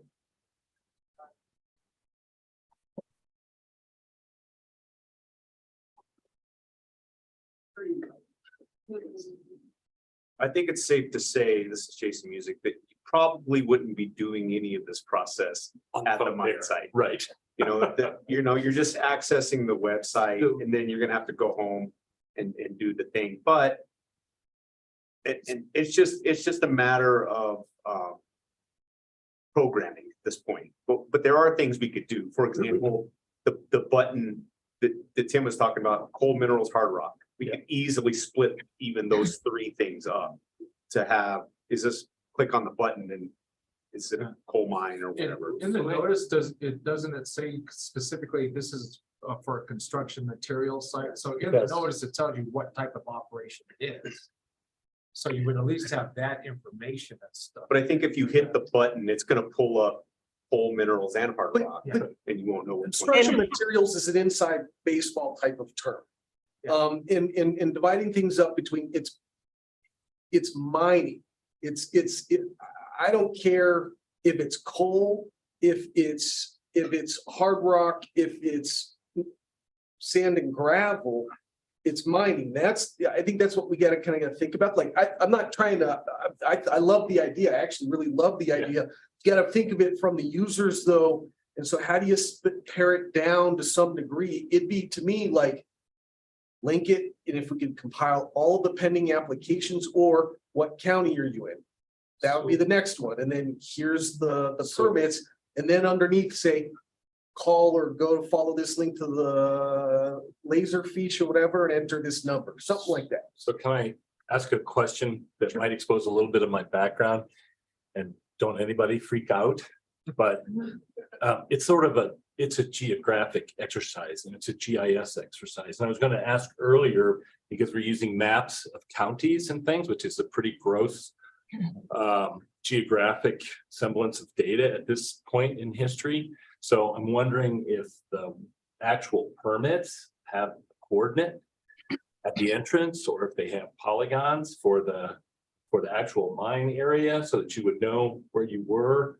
I mean, really, the way to, you don't need to know what kind of rock is coming out there, the public. You need to know which mine you're standing next to so you could comment on it. And the easiest way to do that is geographically, because it's a geographic business, right? It's not a choice. It's not a menu for a restaurant or whatever. So I don't know. It's just like a lot of the things that we deal with in ag too, but in the development world and places, it's all about where you're standing. So is the permits are not geocoded is, I guess, a question. In the application and stuff, they're actually required and stuff to give us it's still part of the antiquation and stuff, if you will, and stuff, the section number and everything else.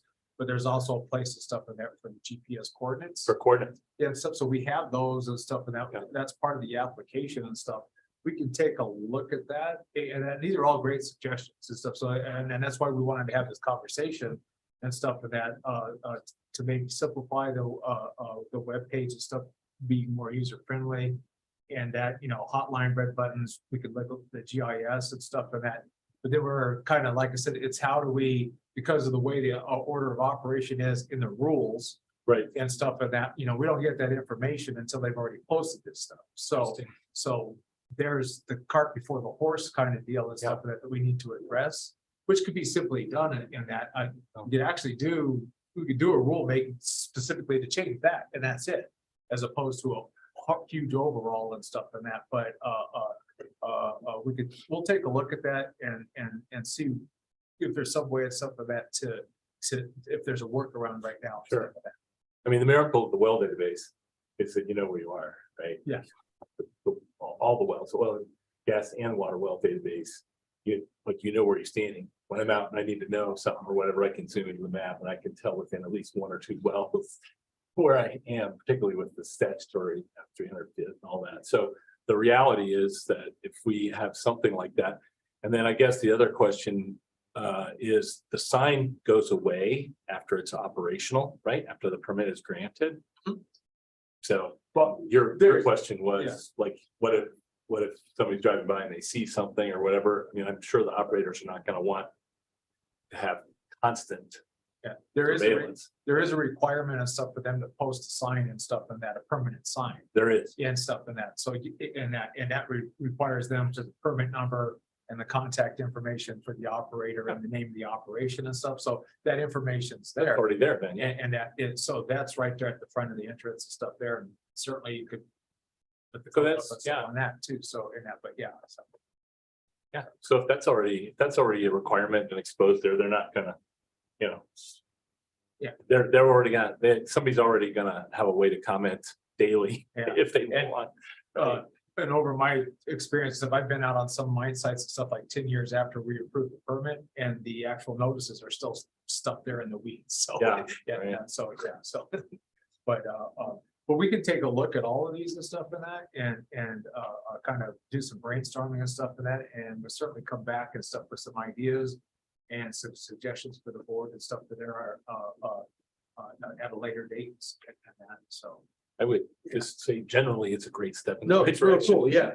My You hat's know, off to it. for Yeah. sure. And that's what, and that's why the feedback's so important, because, you know, we're down in the weeds and that, so having an outside set of eyes on that stuff kind of helps us and stuff focus and stuff in that too. It's like, you gotta think of like, if you just dialed into an automated system and at what point you start losing somebody or does Tim Mock start pressing 0 type of situation. And then not only if we not accomplish what we wanted, but you've also built up the level of like frustration. And so that's what I just want to try and make sure that we think about that experience. I mean, it's like operating Chronos. If I have to do anything but enter my regular time, it's like I'm staring at the system for the first time once a month, and I want to throw the chair through the window.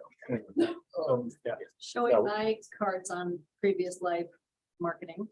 What if instead of trying to direct it right to that page, which is still pretty internal, you got to know what you're doing. By the way, I actually don't think that people think that construction materials is mining in their head. I think they probably have no idea that they're looking at something that's regulated by a, department in the state that has anything to do with mining.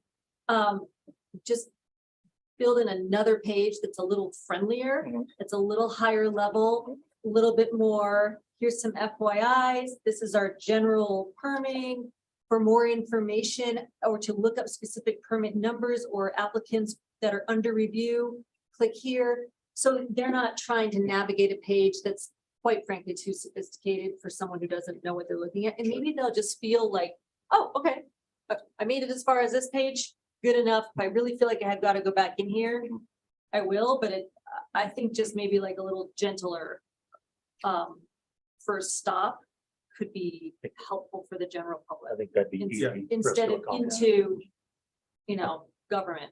No, that's, yeah, Whatever makes anybody happy. that's Have a fair. gateway page. Gateway, yeah, Yeah. just a little bit of a landing page you can do just as, you know, a couple / on there and just. That's the page with your cell.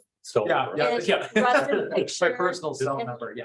Please text, Checking. yeah. Absolutely. Yeah, we want to avoid that frustration and hopefully this, you know, at least brings them into our world Well, as opposed to I the. think too, I think where you can kind of tell your story is do a couple links to reclamation. Here's some, do you want to check out the most recent, you know, Jack Sure. Turner, or like, whatever, just have a little bit of a softer landing page, because people are going to use, this is now your public portal. This is Right.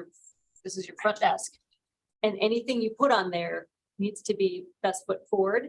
And I think then it's okay to sort of, someone wants to go down this trail and find it, but Well, that's a, use it to your yeah, advantage. the suggestion of linking to the reclamation page is great because, you know, as we Yeah. were talking about earlier, folks they see the upfront part, the life of the mine, but they don't see the end. Just do a results. little rescan on something that's a totally unique page. And then if they want to finally go to that one over there, great, they can, but make it more like, look at us, we're amazing. You should trust Yeah. us, you know, so. Okay. That Great. reclamation page is wonderful, kind of good stuff. There's not enough pictures in my book. It started good. It hasn't been updated, but it is really hard to find. And just going to your pending permit actions, do you guys ever use the direct links to specific permits? I mean, it says there's no direct link, there's nothing happening, but Yeah. but I think you're getting a lot better. It's just, you've got a great start, but you know, pretend you're the rest of us trying to get in here. Because the one list, And I'm not too sure about the, Visions. I'd have to talk to Susan and that, there's programming and stuff and that to connect links and do other things and stuff and that, so. I mean, we'll certainly take a look at that and that, but that's some of the complications in the, behind the screen and stuff of that is what do we do and stuff to make that happen. Some of the links are very easy within the page, but trying to hook those directly into like Laserfish to a certain specific permit number and stuff that may take a little bit of doing. And then, of course, you know, the volume that we deal with is stuff, particularly in minerals and stuff and that having snappy capability to keep that and stuff and that rolling at a constant flow and stuff and that is another question, but we'll take a look at it, so. Yeah, I mean, I guess without belaboring the fact too much, I don't think you necessarily have failed. If No, this not at all. QR code doesn't go to some perfect, okay, I can find this exact application. I think that as long as you've created a friendly interface and a step for someone to then make their own decisions, right? If they want to spend the next 30 hours doing a deep dive, great. If they just want to understand that they didn't even know that this side of Colorado existed and this department existed, and they see some nice efforts that you've done. Yep. Call it good, right? It'd be great for that landing page or, you know, whatever made sense. I know this could be a big lift, but to have the ability to have it be in Spanish too, you know, or at least toggle a button to translate or something like that. Just I'm so fairly certain we do have that functionality on the website. okay. Almost positive. Yeah, and I know that that's an initiative and stuff from upstairs and Tim might be able to comment on that, but yes, it's stuff, let's take a look at that. Is there something about bilingual capabilities or something for some of our sites? I don't remember, I think I've. Yeah, well, and we're in the process of enhancing accessibility, which would include that in translation. So I don't know if we're there or where we are. I'd have to double check and see where we are in that whole process, but that would be another, Another, consideration.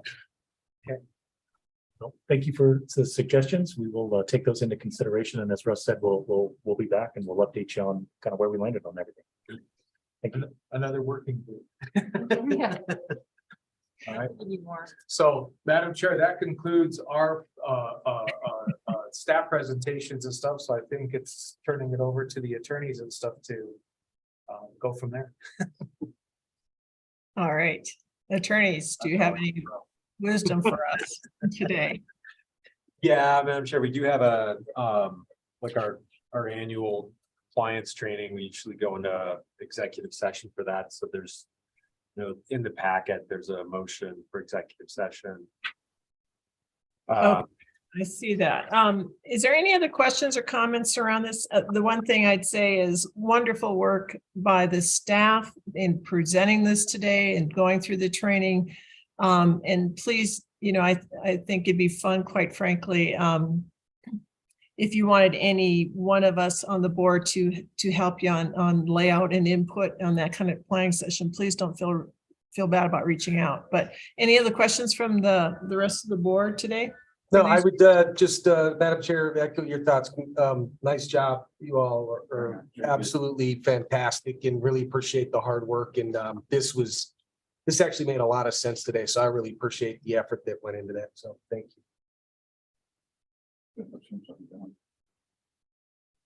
No, we're keeping it. All right. Okay, so, and then I assume just for completeness, there's no public comments. Any participants today, Cammie? Not today. All right, okay. So do I hear a motion that for the board to move into executive session? Oh, I guess that would adjourn our meeting first, right? Or do we have to come back out and then No. adjourn? Yeah, we'll have to go into the motion to go into executive session. If it passes, we go into executive session. We come But we back close- to public and then adjourn. Okay, Sorry. do I hear a motion to go into executive session? I move that the board enter into executive session for the purposes of receiving legal advice on specific legal questions pursuant to Colorado Revised Statutes, section 24-6-402, parent 3, parent A, parent 2, including compliance with HB 1198 and its requirements. All right, do I hear a second on that motion?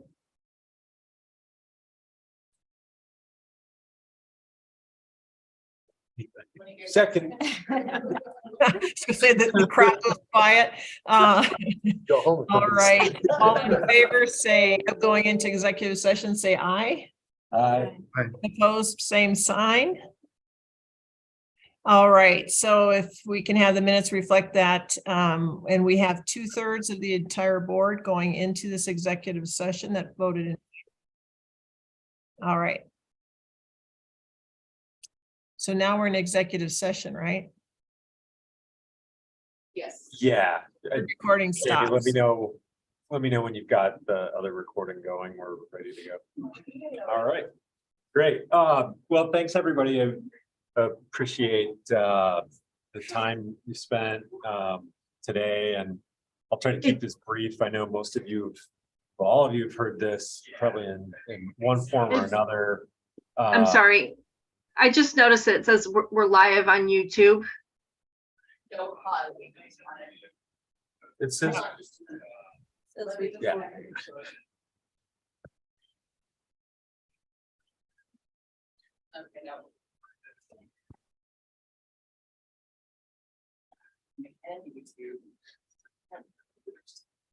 Still might be. I think it has to do because I can't mute. If I mute, then